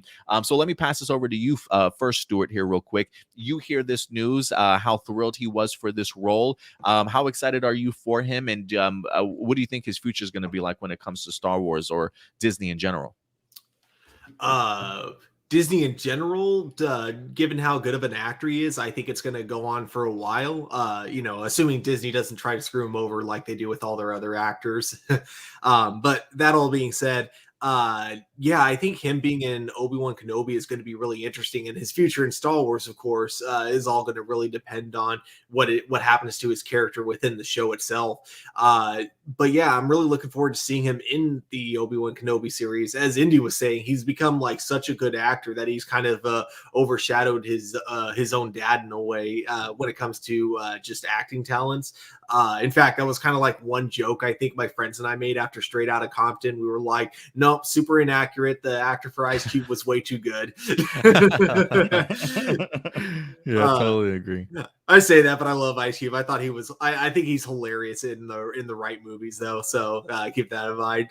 But yeah, like I think he was great in that. And then it sucks because like I'm looking through his IMDb, and the only other thing I've seen him in was Godzilla King of the Monsters, where his role was so short. I honestly forgot he was in that movie. I didn't even know he was in there. Who did he play? Was he like an army guy? Yeah, literally just a random army dude. So I'm excited that he's getting this opportunity because I thought he did such a great job in that movie. And so I really hope this really expands his career, not just in Star Wars, but in other like big mainstream projects that might come out in the future as well. Yeah, it should be interesting to see where his career goes from here. What about you, Indy? You hear this news. What are your thoughts in regards to O'Shea Jackson being in Obi-Wan? I think it's going to be dope. I really think that every role that he's been in, small whether big, he's excelled in. And just like his dad took over the world of hip hop, you know what I'm saying? I really feel like he's going to be prominent in acting, and I love the fact that he's doing it in a different way than what his dad did, because his dad went with movies that related to where he came from, and opened up doors for his son to be able to just go do movies that he enjoyed, you know what I'm saying, to do, because he has his own stories to tell, their own characters to build, to the point where he's going to become a bigger household name than his dad, especially if this role that he has in Obi-Wan is successful. After that, you throw him in as a Marvel character, whether he's Bishop, if he ends up getting Bishop over Method Man, who's, you know what I'm saying, like campaigning to be Bishop, the sky's the limit for O'Shea. Yeah, I think him getting his foot in the door with Star Wars was a great opportunity. And you're right, the idea of him going a different direction in which his dad did when it comes to movies, I think it's just interesting. Like, does he do music too, Indy? I haven't heard not a drop of music from O'Shea. So not that I know of, unless that's something that he's doing, you know what I'm saying, in the background. Okay, yeah, I wasn't quite sure. Like, it's always the idea of following your father's footsteps, and with Ice Cube being so big in music that he is, I wasn't quite sure if he's dabbled in maybe some producing or maybe even some lyrics himself, some actual songs he's put together. But it seems as though acting is the route that he certainly wants to take. I mean, it's not like his dad was in several big movies throughout his career also. So I'm excited for him, man, just to kind of see Ice Cube's lineage continue and just, be in a really good spot in his life for great opportunities right now. So. What is he excited about? Fantasy football? You freaking out? Is that what you going? Yeah. You already know what it is. The Colts are on. I started Pittman Jr. He already has 2 touchdowns, and it's only like half. Oh my of the god! first quarter over. Oh my god! Okay, well, I'm glad I don't have to face you this week. So that's good to know. All right. But yeah, guys, definitely go ahead and let me know your thoughts in regards to this. O'Shea Jackson Jr. from Straight Outta Compton getting his foot in the door and being a part of the Obi-Wan Kenobi series. Keeping my fingers crossed. But how excited are you to certainly see him in this role? I hope it's a significant role. I hope it's not like Army Man #2 or like Rebel #7 that he's going to be playing as an extra or something. I mean, if you guys got a great relationship with Ewan and Camille, then it feels like, you know, you're getting some screen time on there, you know, like you're not necessarily front and center all the time, but you might have a nice recurring role throughout this series. So we'll see what happens. And I hope he makes the best out of this opportunity. I can tell you this: he is credited for all 6 episodes. Oh, so nice. Okay. At the very least, hopefully, he's going to be in all 6 of them. Even if he's not, you know, he's definitely getting paid for all 6 of them. He better not just be a chauffeur. He better not just be driving Obi-Wan around. For real, right? Driving Mr. Obi-Wan. Yeah, please not. Even in the galaxy far, far away, it still happens. Damn. All right, so we'll see. But yeah, guys, let us know your levels of enthusiasm for O'Shea Jackson. All right, guys. And then last but not least, we will make our transition back over to some DC talk for DC television news. As Stuart, this is right up your alley, sir. Superman and Lois season 2 currently in production, getting ready to go ahead and drop sometime next year for its 2nd season. We've been getting casting announcements over the past several weeks for people that have been attached to the upcoming Superman and Lois, especially after its phenomenal first season. That I think if people were kind of iffy going into Superman and Lois, thinking to themselves, oh, it's just another CW show, how well can they absolutely do Superman? You would be surprised. If you have not checked out Superman and Lois, it's the sleeper hit of the season. Definitely go ahead and check it out. It is fully on HBO Max. But it's now time to look forward to season 2, and we have ourselves a familiar face popping up for the 2nd season that honestly, Stuart and Indy, I did not think we would see ever again, as a face from Supergirl season 1 is joining Superman and Lois season 2. Let's go ahead and dive into this, because I thought this was a fantastic news that wind up coming out this past week. But for those of you who are familiar with Supergirl season 1, Jenna Dewan is in fact set to go ahead and reprise her Supergirl role on Superman and Lois as Lucy Lane, ladies and gentlemen. Lucy Lane is headed from one CW show to another as Jenna Dewan returns. The last time that I saw her, I think she was getting dumped by James Olsen and having a terrible breakup on Supergirl season 1. But she's back. Lucy Lane will move from one DC show to another. It says she will reprise her role as Lucy Lane on the upcoming Superman and Lois. The actress, who will be credited as a recurring player, first appeared as the sister of Lois Lane on Supergirl during a 13th episode season 1 run on CBS, which eventually went over to the CW on its 2nd season. Superman and Lois renewed for a 2nd season earlier this year. It is the latest member of the Greg Berlanti produced DC universe on the CW, and joins the roster of Batwoman, Legends of Tomorrow, The Flash, and Supergirl, which is currently in its 6th season. So, you know, it does say that Jenna Dewan's currently recurring on an ABC cop drama, The Rookie.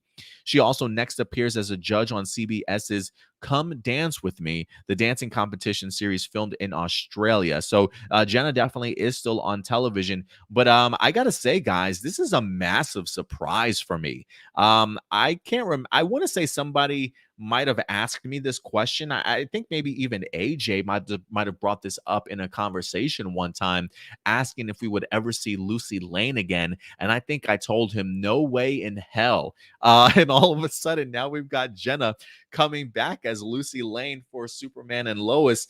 And I love this in so many ways. Like, while I didn't really care for her so much as a character in season 1, she felt more like that hindrance for James Olsen, in the sense that, you know, James Olsen always wanted him some Cara Danvers, you know what I'm saying? But he kind of, like, you know, he settled for Lucy Lane a little bit, but he loved him some Cara at the end of the day. It did lead for some great sort of love triangle elements for the show and some awkward moments, to say the least. But I thought once Lucy Lane departed that show, we wouldn't see her ever again. If anything, yeah, I thought if they did bring Lucy Lane back, I thought that they would probably just, you know, recast the role, because in my head I'm thinking to myself, who actually watched Supergirl season 1? Does anybody even remember that this show came on CBS when it first originally started? So I didn't even think that they would even consider her, if you will, a part of the Arrowverse lore, but the fact that they are bringing her back to reprise her role,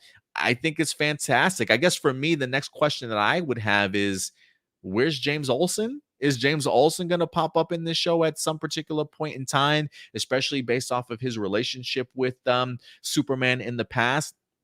But having Jenna Dewan come back, I think, is a fantastic surprise, a fantastic move. Continues to elaborate that there are connective tissues to Superman and Lois and the bigger overall Arrowverse, which they didn't really make too many connective tissues, I feel like, for the first season, with the exception of like Diggle coming in from time to time. Now that you're in season 2, maybe start making those connections a little bit bigger. And this is, I think this is a great swing at it, right? Lois Lane having a prominent role in the first season. Why not bring on her sister, especially based off of the decision that her dad wind up making to wind up leaving at the end of season 2 from the department. So I think this is a great choice, Stuart. I will throw this over to you first, since you do focus on Superman and Lois for the reviews. What do you think about this? Lucy Lane coming back from Supergirl season 1. Did you expect this to happen? Did you see this happening at all? What are your thoughts in regards to this news? Yeah, no, I'm kind of with you. I figured if they were ever going to bring her into the show, that they would have just completely recasted her like they did with Lois Lane's dad. And like I still do think, to an extent, definitely lower your expectations when it comes to references to Supergirl with her character, because just seeing how much of their dad that they changed, like he's nothing like he was in Supergirl. I feel like we're going to get something similar with her, even if she is played by the same actress. And you know, it's going to be like one of those things where we're all just going to have to assume, okay, Crisis kind of rewrote her character.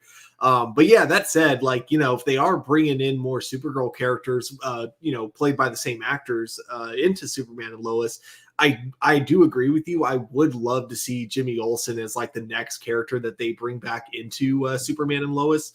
But in the meantime, you know, I do think it is cool that they're bringing her in. And I am wondering if, like, maybe with the dad playing maybe a smaller role in season 2, if the purpose for her could possibly be to add kind of the bigger family dynamic that they never got to fully explore during season 1. From what I hear, though, it is actually because they did try to get her into season 1, but her filming schedule was just way too busy at the time. So now so now with season 2, with her schedule being slightly more open, they were able to find like more time to bring her into the show. So I'm very curious though to see what it is that she brings to it. I don't remember too much about her character on Supergirl, if I'm being honest. I don't think I've watched Supergirl season 1 since like it first aired.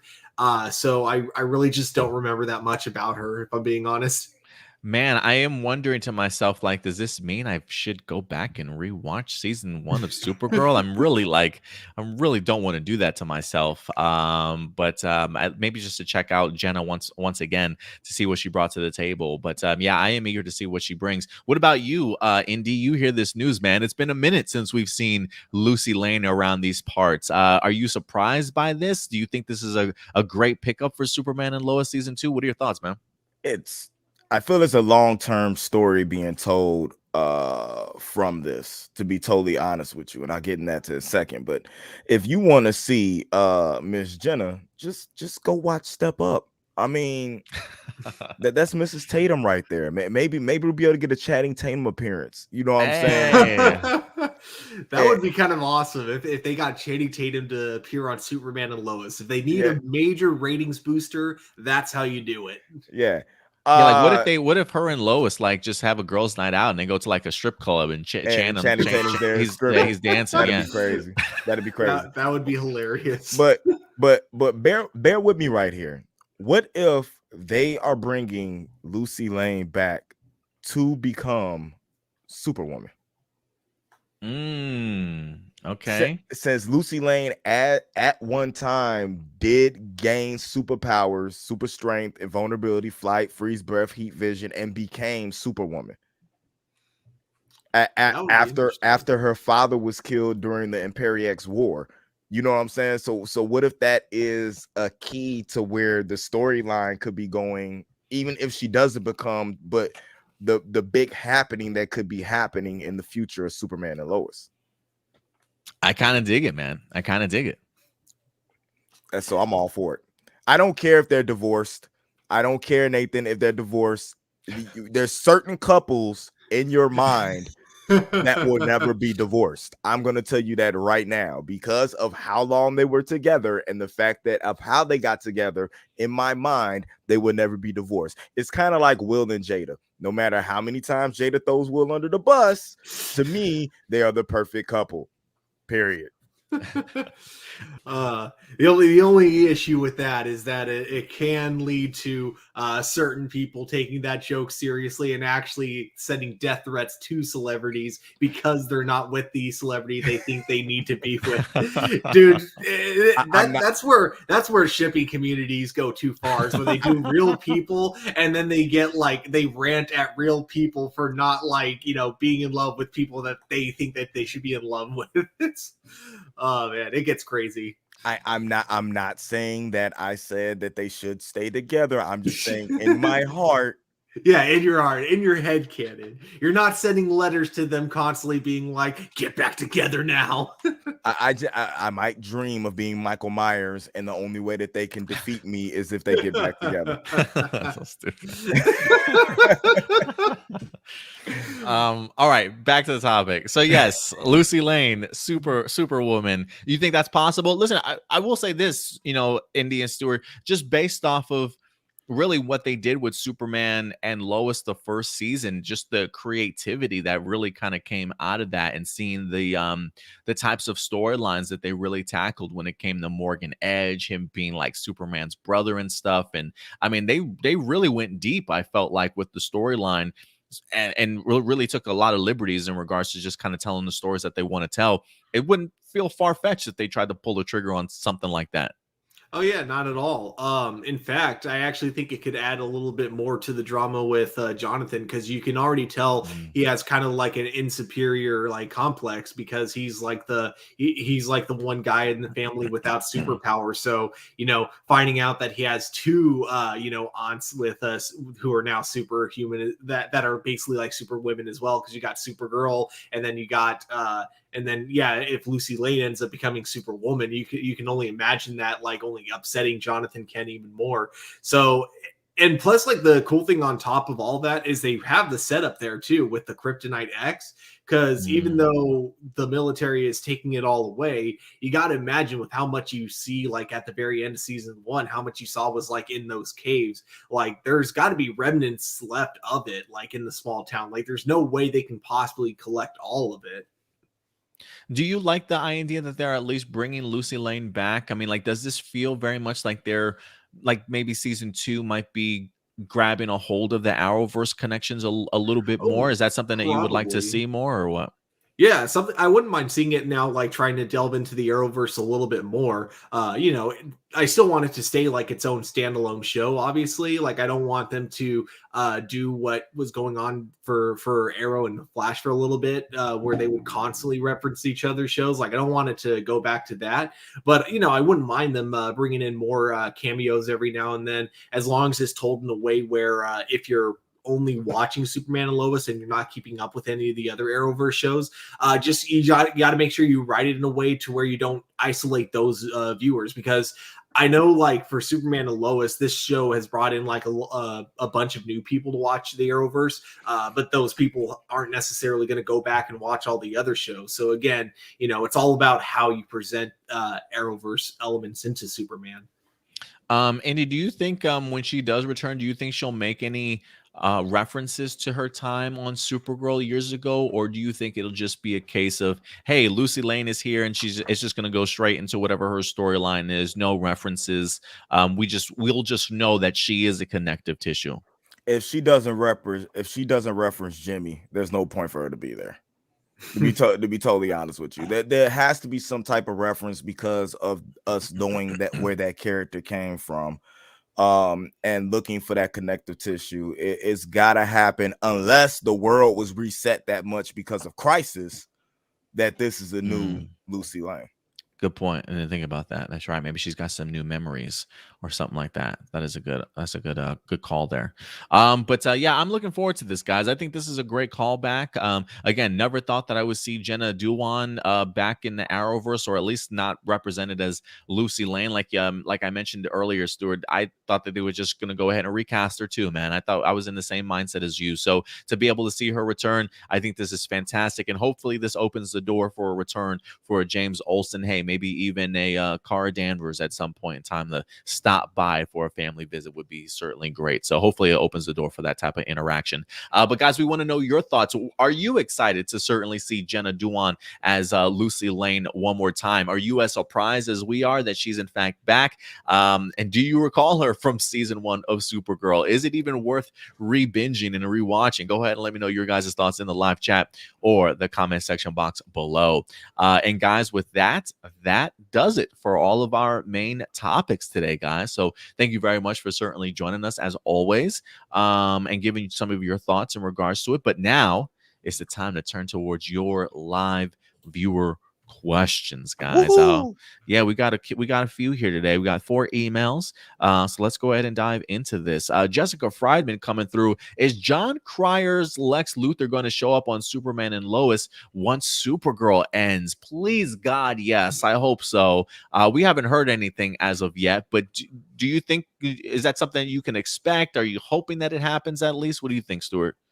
I'm hoping for it. I'm just not expecting it until season 3 if it does happen. It does sound like with season 2 that they have their own villain in mind, and I feel like if John Cryer was going to be part of it, we would have heard something about it by now. But I do think it's a huge possibility, and I think it would be really cool to see John Cryer try to play that same Lex Luthor, but just toning down with kind of the cartoonish aspects that work really well in Supergirl, but wouldn't work very well in Superman and Lois, I don't think.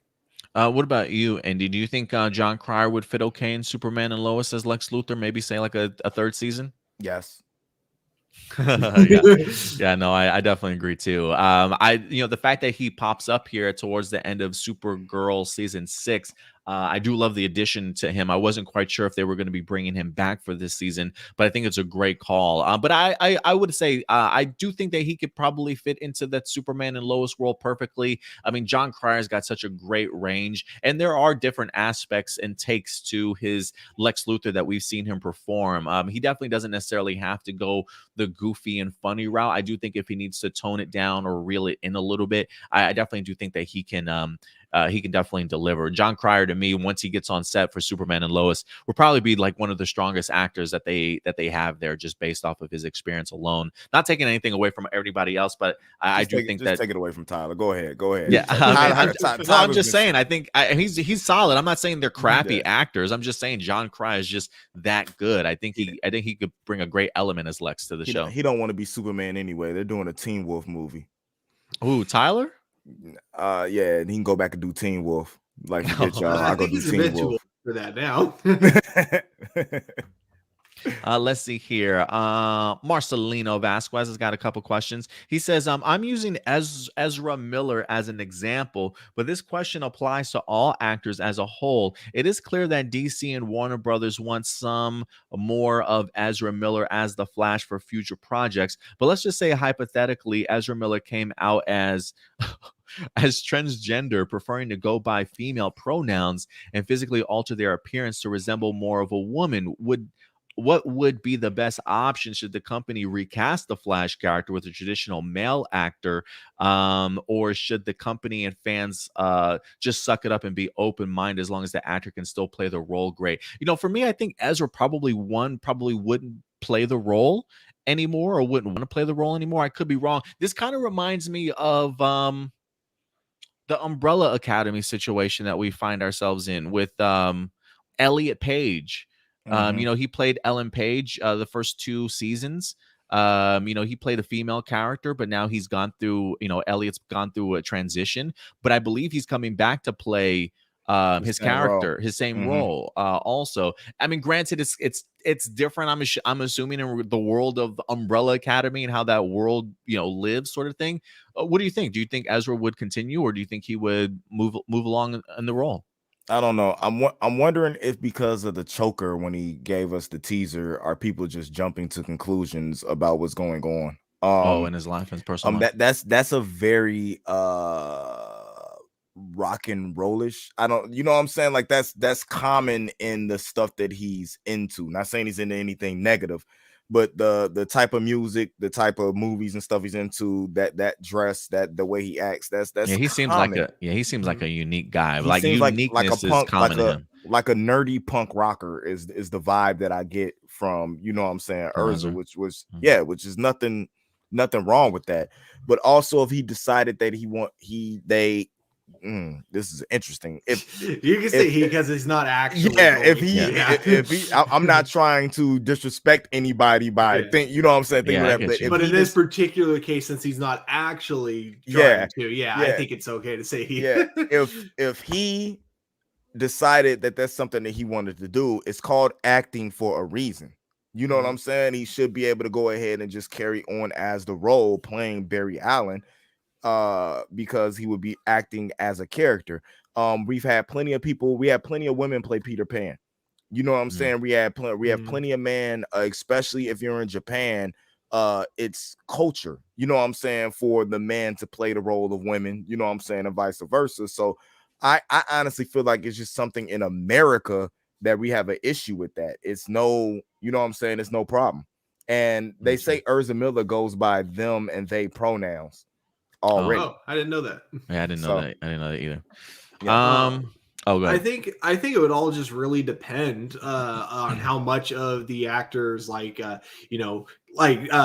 not just for Ezra Miller, but for any actor out there. I think it would all just depend on how much aesthetically they're changing about themselves, and if they could still pull off doing the same role. And I think it's also like the actor themselves would have to like decide if that's something that they would want to do or not.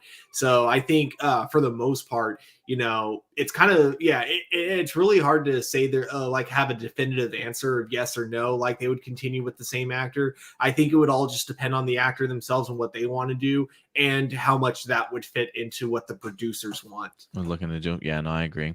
When can we see the Masters of Evil or the Cabal in the MCU, and which villain would you like to see either team consist of?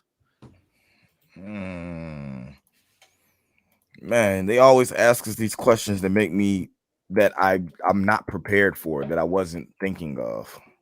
Let's see here. A membership. Which villains would you like to see the team consist of? I'd rather see the Cabal, since that's the Dark Illuminati, than the Masters of Evil. And I feel like they're setting up the Illuminati now, so it'd be kind of cool to see a Dark Illuminati. Oh, let's see here. So they've got a couple. They got a Baron Zemo's team, where you got Zemo, the Enchantress, Executioner, both of which we've seen the Black Knight, Radioactive Man, Wonder Man. I've always wanted to see Wonder Man brought to the forefront. They also have an Ultron incarnation with Ultron, Black Knight, Claw, who we've seen, Whirlwind, and the Radioactive Man. Give me the members of Evil. Give me the members of Evil. You want the Cabal though? I got to go to Cabal because I want Norman Osborn as the leader. Gotta have the White Queen, Namor, Dr. Doom, Loki, and Taskmaster. It's just a squad. Oh yeah, you're not joking. Yeah, I'm looking at their membership now. That's crazy. That's funny. I don't know anything about either of these groups, but just based on description, I'm gonna go with Indy's recommendation because I like those that list of villains a lot more. And of course, I think like everyone really wants to see Namor and Dr. Doom at some point, and I think that'd be a cool way to bring them into the MCU. And note, which a lot of people don't know, that Black Panther was actually offered membership to the Cabal by Norman Osborn and Namor, and then he turned it down. He was almost a member of the Dark Illuminati. Okay. Yeah, I might switch my answer too. I like the Cabal. Why not? Plus, I've always wanted to see a Norman Osborn live action in the MCU. I do wonder if we're still even going to get that at all, or if we missed our opportunity. Let's see here. This is for Indy. Does Indy ever get irritated when I ask questions related to negative YouTubers or toxic fans or woke culture? Do you wish I would stop? That's what he asks? No, I have no issue with it at all. The people that irritate me are the toxic, you know what I'm saying, YouTubers and all the stuff like that, because I feel like if you have to put toxic views out in order to get views, you know what I'm saying, to get your subscriber count up, you're not a good media personality to start off with. You should be able to talk both sides and argue both points regardless of what your beliefs are. I get you. Let's see Well here. said, yeah. We got Dino AJ. AJ's got a couple questions. When with Jenna Dewan announced to return as Lucy Lane, do you think this will be the same version we know or different Lucy post crisis? You brought that up, Indy. And what do you want to see? How would you like to see her utilized in Superman and Lois?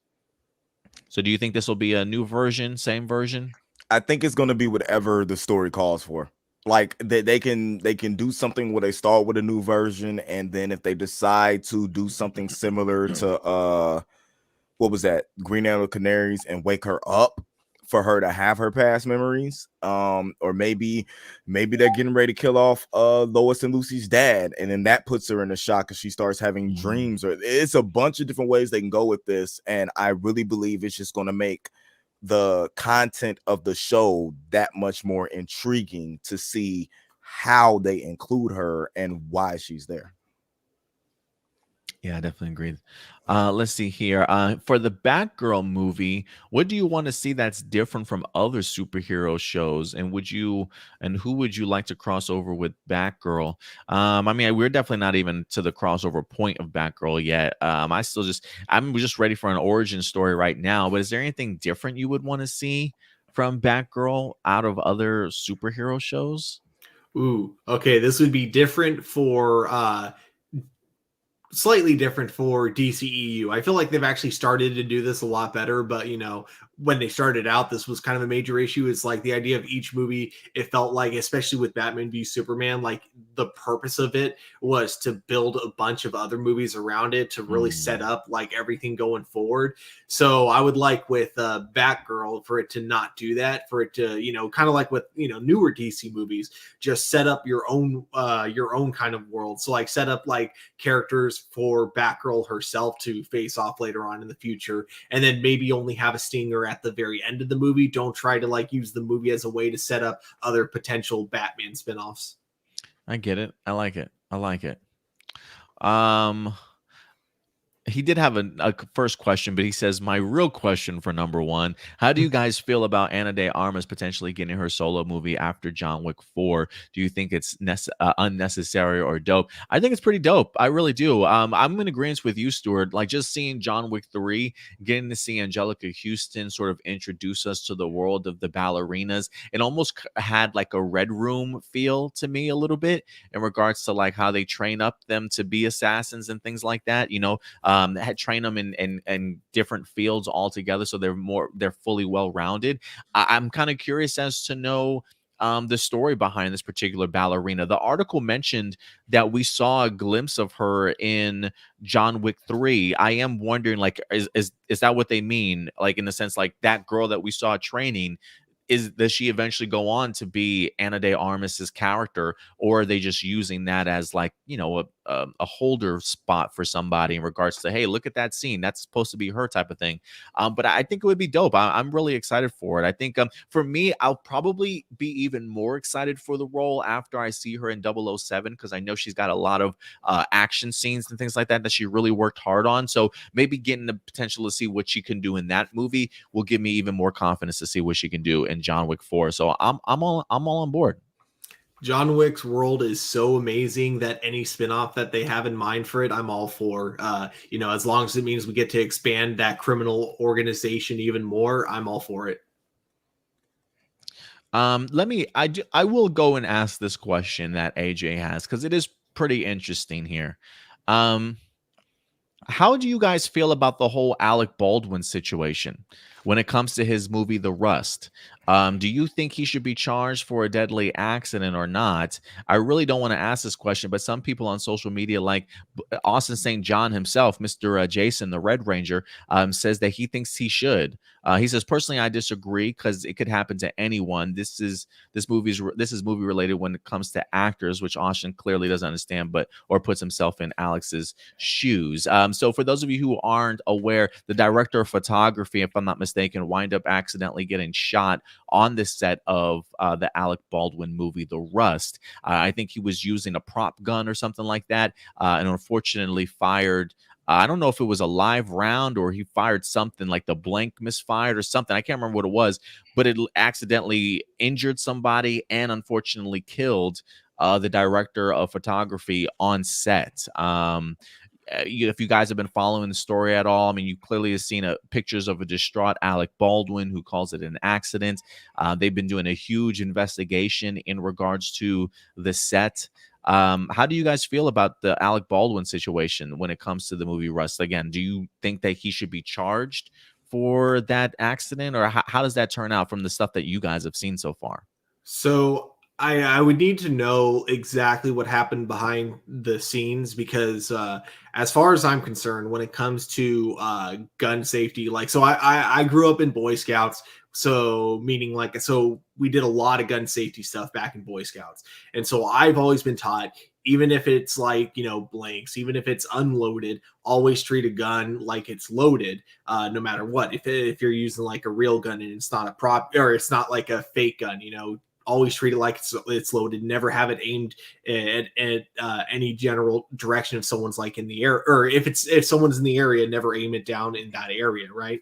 So my thing is that, like, on the one hand, yeah, whoever was in charge of the gun should have made sure that the only thing loaded in there were blanks. But on the other hand, I again don't know enough about what happened behind the scenes, so that's why I can't actually make a full judgment on whether or not there should be an investigation on what happened with Alec Baldwin. But if you're doing what you're supposed to do, when you have a prop gun, you're not supposed to mess around with it until the shoot. You're not supposed to like take it out of the holster. You're not supposed to like do anything at all with it. So it shouldn't matter if there is a live round in there. If you're treating it the way it's supposed to by only shooting when like no one is in the area, then, safety wise, no one should be getting hurt regardless. So I don't know what Alec Baldwin did, if it was like a shot that the director of cinematography decided that they wanted to be in front of the camera for, or if it was, in between scenes and he was fiddling around with it. But depending on how the gun went off, yeah, I do think there should be some level of consequences. But again, that's because I don't know exactly how it happened. Yeah, no, I get you. I think some of the stories that I have been hearing in regards to behind the scenes, I want to say that the person that did hand Alec Baldwin the gun was somebody that maybe wasn't even that well trained or even knew fully what they had to do. I believe some of the things that I've been hearing have been really uh down talking the way that the production has kind of handled itself. The idea that there technically should be somebody on set that's specifically like a gun handler, that's an expert in regards to this, that's the only person that's ever handing the gun, that checks it, that looks over it. And technically I believe they said you're only supposed to give the gun to the actor, like you mentioned, Stuart, when you're ready to go ahead and actually shoot. It's not something you're supposed to be playing around with. But I thought I heard stories of people in the crew messing around with the gun, playing with it, sort of thing. Like the idea that it seems as though they almost had nobody on set that was fully handling anything properly, maybe even loading the gun up properly and things like that too.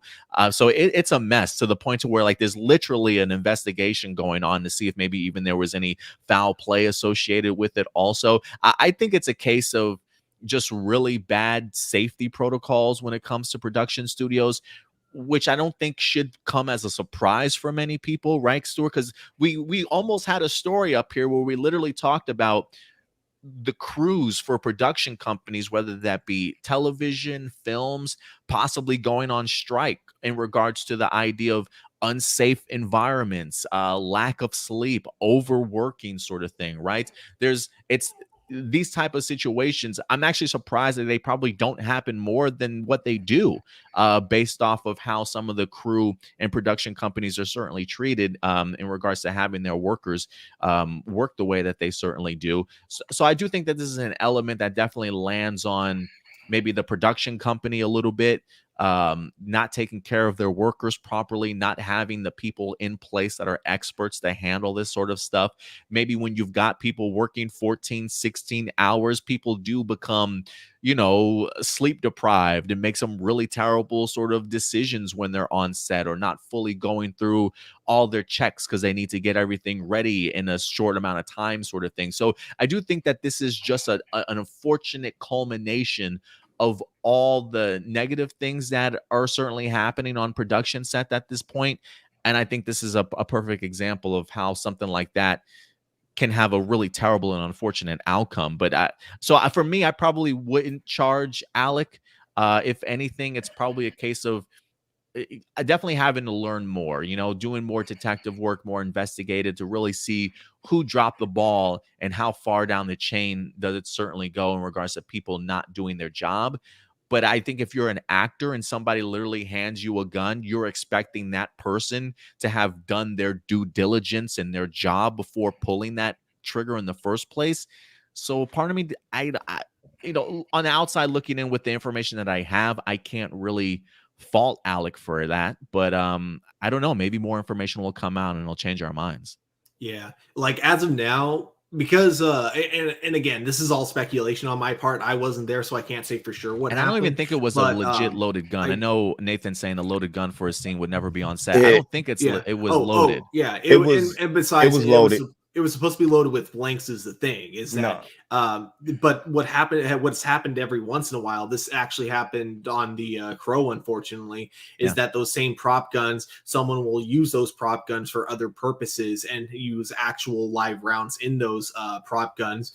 And what ended up happening in the Crow is that one of the rounds that was live ended up getting jammed into the gun. So when they unloaded it, they thought it was all out, but it wasn't. And so unfortunately, it was supposed to be a blank in the Crow, but it ended up being a real live round, just like it was a live round. You're right. Yeah, just like what happened here. And so I do think that regardless of how it happened, like even if like Alec Baldwin was irresponsible, like I was saying, is a possibility. But again, I don't want it to sound like I'm accusing him of that. I'm not. I'm saying if that's what happened, I still do think the number one person who should be held accountable is whoever was in charge of the gun safety. Because if you were paying attention, if you were giving the prop guns to the actors when you were supposed to and telling them not to do that, and also making sure that they weren't, messing around with the gun, there's still a lot more responsibility on you for not doing your job and making sure that they are following the safety protocols as well. Hey, this article was on October 29th. Let me go ahead and see if I can pull this up here. Give us maybe a little bit better understanding here. So oh, my bad. I was going to say we covered this on Lights Camera Action when I went on and did it. The gun was called cold on set, meaning that there wasn't a live round in it, but there was a live round in it. The young lady who was in charge of the guns, I forget what they called them on set, the set armor. She actually hasn't been that experienced in doing it, and just graduated or whatever from being able to, have that position and actually had that job. The issue that I think they were having is that they had set problems before they even filmed this scene, and probably shouldn't have filmed it because they were short. They had just had crew members actually put in letters of resignation because of the way they feel crew members were being treated on set to start off with. So they were filming this with less crew than what they were supposed to have to begin with. And it was just error, mistake, all on top of mistake, because it was actually as we, give our prayers to the family of Miss Hutchinson, because she left her husband and a son, alive, who was shot in the I believe she was shot in the chest, because she was just to the left or the right of the camera, because the shot they were trying to get was almost looking down the barrel. Looking down the barrel straight at it. And then the bullet went through her and she passed away and ended up injuring somebody else who just got out of the hospital, not too long ago. Now the thing is that where they're at, it depends on the gun laws, on if somebody like Alec Baldwin can be charged for what's going on. Mm-hmm. But the issue that they're having is that this is definitely something that should be put against the production company. And then you have shows who are such, like shows like The Rookie are now saying that they won't even have live guns ever on the set anymore, which no live gun should be on the set to start off with. Everything should be props. Mhm. So it comes into question, why was there a live gun ever on set to begin with? Or why would you ever use a gun that was live as a prop gun for, you know what I'm saying, something that was supposed to hold blanks? It should be two separate guns, you know what I'm saying, on the live one and the prop one on set at all times. And you should never use the prop one, the live one, in situations like this. I just want to read this real quick. It says law enforcement is continuing its investigation into the fatal prop gun accident on the set of Rust. It says the sheriff office on Wednesday said the actual lead projectile that was fired has been removed from director's shoulder and is believed to be from a live round discharged by Alex Baldwin. It says on October 21st. Okay, they transported. It says set armorer Hannah Gutierrez, one of two people to handle the firearm before Baldwin, spoke out for the first time Friday, saying she had no idea where the live rounds came from. It says safety is Hannah's number one priority on set. Ultimately, this set would never have been compromised if live ammo were not introduced. The lawyer also claims Gutierrez has never had an accidental discharge, noting the first one on this set was the prop master and the second was a stuntman after Hannah informed him his gun was hot with blanks. The statement added that Hannah was hired on two positions on this film, which made it extremely difficult to focus on her job as an armorer. She fought for training, days to maintain weapons, and proper time to prepare for gunfire, but ultimately was overruled by production and her department. The whole production set became unsafe due to various factors, including lack of safety meetings. And they said this was not the fault of Hannah's, what one of the statements certainly are in fact saying. So crazy stuff, man. Crazy stuff in regards to what's happening right now. But yeah, clearly the safety protocols for filming are significantly going to change after this. And yeah, terrible stuff, man. It's something that's really bothering me about, like, not just with Hollywood, but like what a lot of companies will do is they'll spread people so thin to the point where it's like, now when you have a person whose whose only job should really be safety, and now you have them doing all these other things that, so making it so rather than having them do one job really good, you're having them do multiple jobs incredibly half-assed. And when it comes to something as important as safety, that's where you get like issues like this, basically. Because they're spread so thin that they can't focus on just making sure that people are staying safe on set.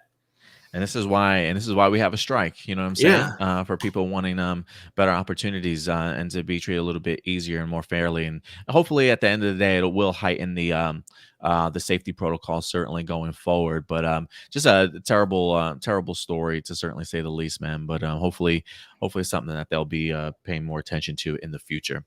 And it's something I kind of wonder, though, and this is coming from, I've gone to film school before, so I know like a lot of the process of making films. I still don't understand why they use real guns in movies when making fake guns is actually like just as cheap, and you usually have you usually have the budget for it. And the only things like really stopping them from using it is the fact that, they want to have the smoke effect coming out of the barrel, and they want to have the weight so the actors actually feel like they're holding something heavy.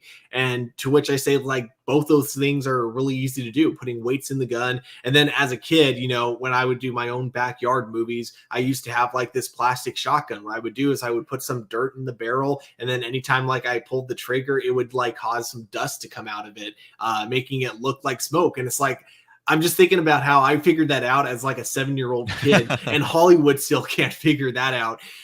Even if it is more expensive than using real guns, I do think that safety is worth the cost, though. Yeah, no, I definitely agree with you, and just the idea of how the live rounds even got in there on the set in the first place should be interesting and part of the investigation to see how they figured that all out. But yeah, I feel like if Arrow can digitize an arrow coming off of a bow out of somebody's hands, I feel like they could digitize smoke and a bullet coming out of a fake gun if that's the point. You know what I'm saying? So we'll Yeah. see what happens though. But Hollywood certainly is going to be changing based off of this alone. Adrian Perez, he's got a couple questions for us. What do you guys want to see or hope for when it comes to season 8 of The Flash? And how long do you think the show will go on for? Do you think it'll surpass Arrow? Yeah. I mean, Easy. it already has because this new season is going to be a full season. So, and Arrow's 8th season was only 10 episodes, I believe. So, yeah, I think because so many of the cast members, including like Grant Gustin and Daniel Panabaker, right? That's her name for Mhm. Killer Frost. Yeah, I think because the two of them love the show so much, I feel like the CW is just going to keep it going until the two of them want to leave. How many more seasons do you think we got, Indy? Uh,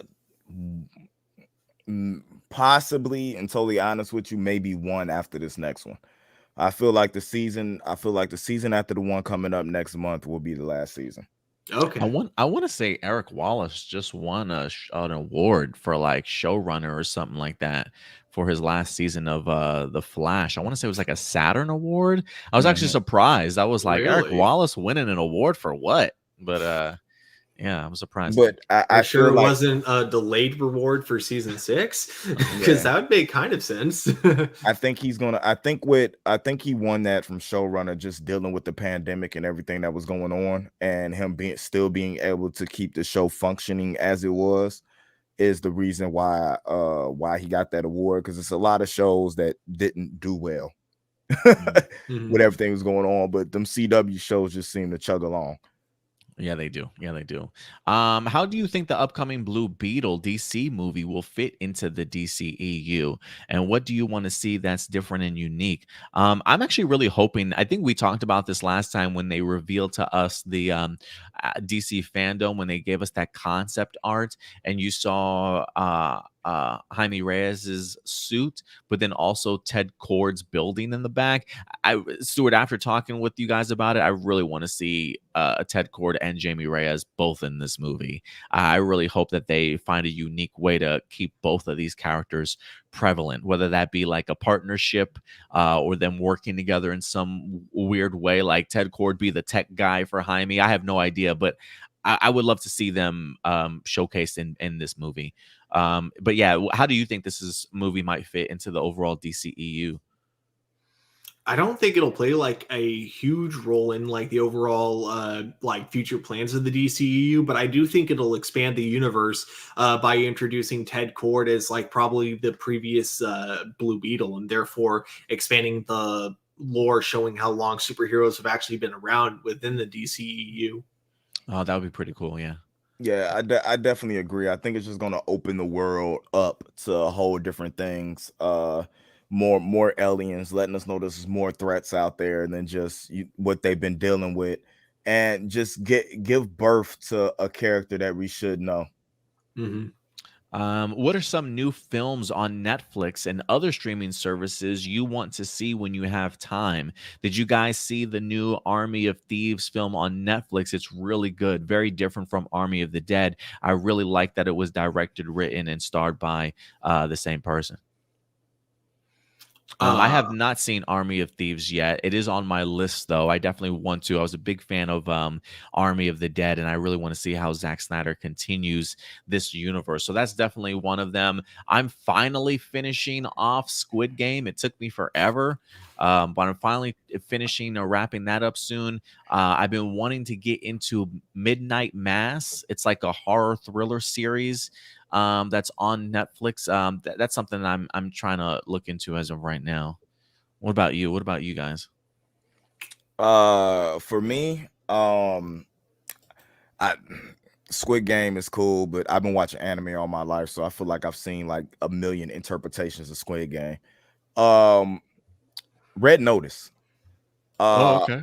I'm really looking forward to seeing what that movie is going to be. It's just something about The Rock, Ryan Reynolds, and Gal Gadot being together in a movie, that just seems like it seems like it's bigger than Netflix. You know what I'm saying? And the fact that it's on Netflix. I'm Some still great star waiting. power. Yeah, I'm still waiting for whatever they're gonna do with Bright, because Oh, that's right. they left me hanging. And I was really waiting for the second part of that. And uh for me, that's really it. I'm more looking forward to stuff that's coming on HBO Max and Disney Plus. Like I'm really waiting to watch Shang-Chi for like the fourth time. Yeah, Um I do want to go back and watch Black Widow again. That is available too. I haven't checked it out since it yeah, dropped. and I'm really like I'm on my Matrix ish right now. I'm really looking forward to the Matrix dropping. So we'll see. Netflix is more of, it catches me when it catches me, unless it's something that I'm looking for, to watch. And Red Notice was one of them, just caught me. The trailer dropped, and when I saw that Netflix logo hit at the end, I was like, oh wow, really? So I'm definitely going to check that out. I think I forgot, was Code 8 a Netflix movie? Uh-huh. Okay, It went to Netflix, but they released it on independently, and then it went to Netflix after. Got it. If I'm not sure if it's going to be a Netflix exclusive, but if Code 8 2 is going to be on Netflix as an exclusive, then I'm looking forward to that. I also need to check out the show Sweet Home. It's a interesting looking Korean horror series, and it has some pretty interesting looking visuals. So I'm definitely intrigued. So I might check that out tonight since it is Halloween. Yeah, it's a good one. It is Halloween. It is Halloween today, yeah. Yeah. I totally forgot. Let's see here. And then last couple questions from Doomsday. When you watch Shang-Chi, what do you think would happen if Iron Man met Wenwu, aka the real Mandarin? Been like, I knew it was a joke. Let's see here. Like, this makes sense. Now, see, yeah, this makes makes sense. Yeah. I feel like Iron Man, okay, if he had been, like, let's say, captured by the actual 10 rings in the beginning of the first Iron Man movie, I don't think he would have escaped. So you would have had like a whole alternate MC. That would make a cool what if episode. What if the real 10 rings kidnapped Tony Stark and forced him to make weapons for them? That would be really interesting to see, because then you got deadly martial arts with the deadliest weapons on the planet. So yeah. I love it. There you go. Which movie do you think had the better fight scenes, Black Panther or Shang-Chi? Oh, Shang-Chi, man. Hands down. Shang-Chi. Yeah, Shang-Chi. That movie had the best fight scenes in all of the MCU.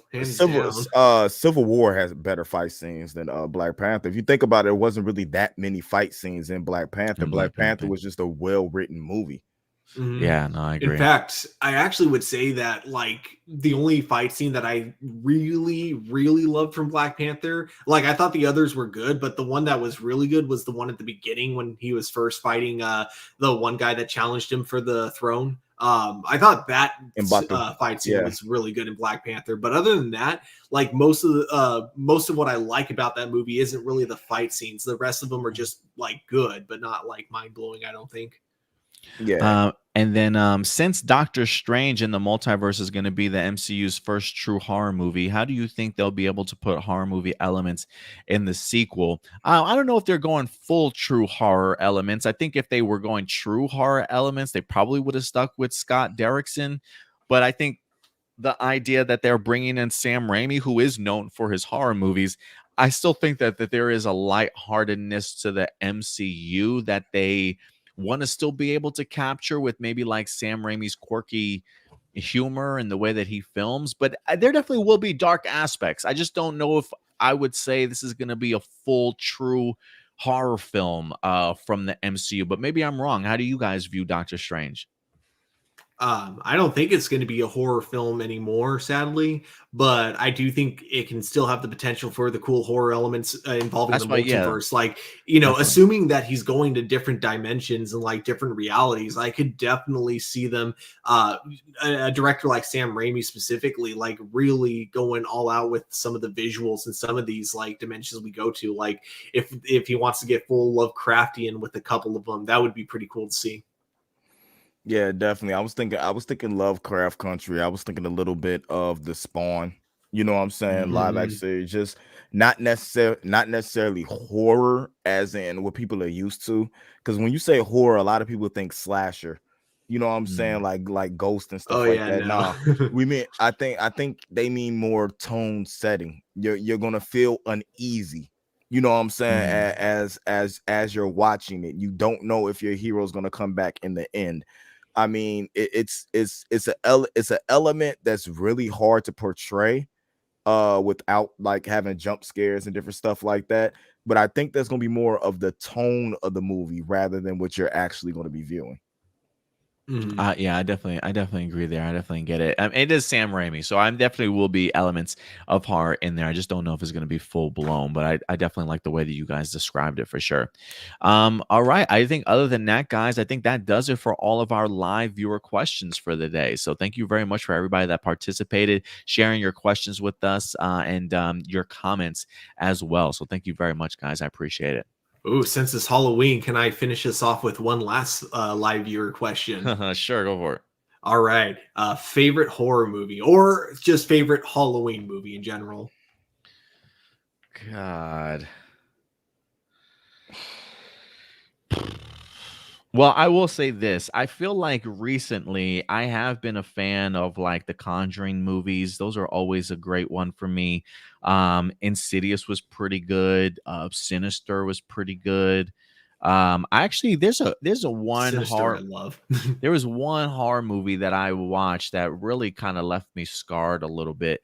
Um I don't know if you guys ever heard of a movie called Martyrs, but I think it was a foreign film that I wind up watching. It was just grotesque, man. I've never seen it. It was just uneasy and cringy and just like, oh, it was just gross. Martyrs is up there. I'll even put The Descent up there as a good one too. Those are some of my favorites. I don't really watch the classics anymore. Maybe when I was younger growing up, I used to enjoy Nightmare on Elm Street, Friday the 13th, and stuff like that. But I feel very much more as I've gotten older. I appreciate things like Conjuring, Insidious, Sinister, like those type of films. Makes sense. For me, it's two, and it's two different sides of the spectrum. When it comes to it, 13 Ghosts.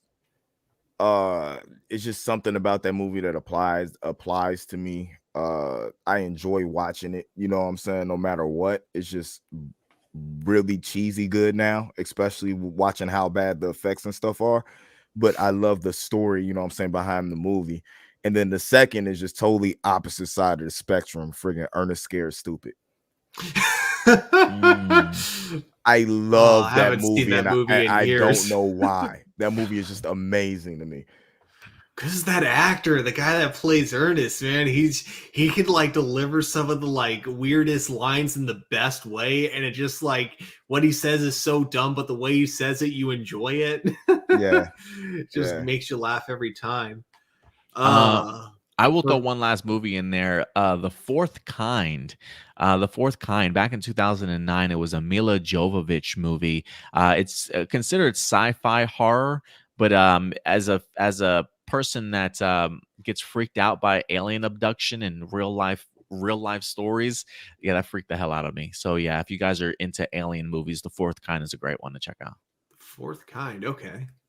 I got two recommendations. I'm sure, like, because these aren't like these are films I'm sure everyone's seen, but I love them so much. I'm going to say them anyways.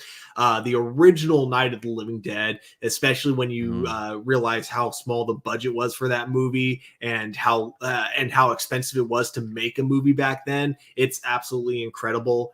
Still holds up in a lot of ways. I mean, it's super cheesy in some scenes, like when you have a guy nailing a board to a door and you can tell there's no nail in there and he's just smashing on it.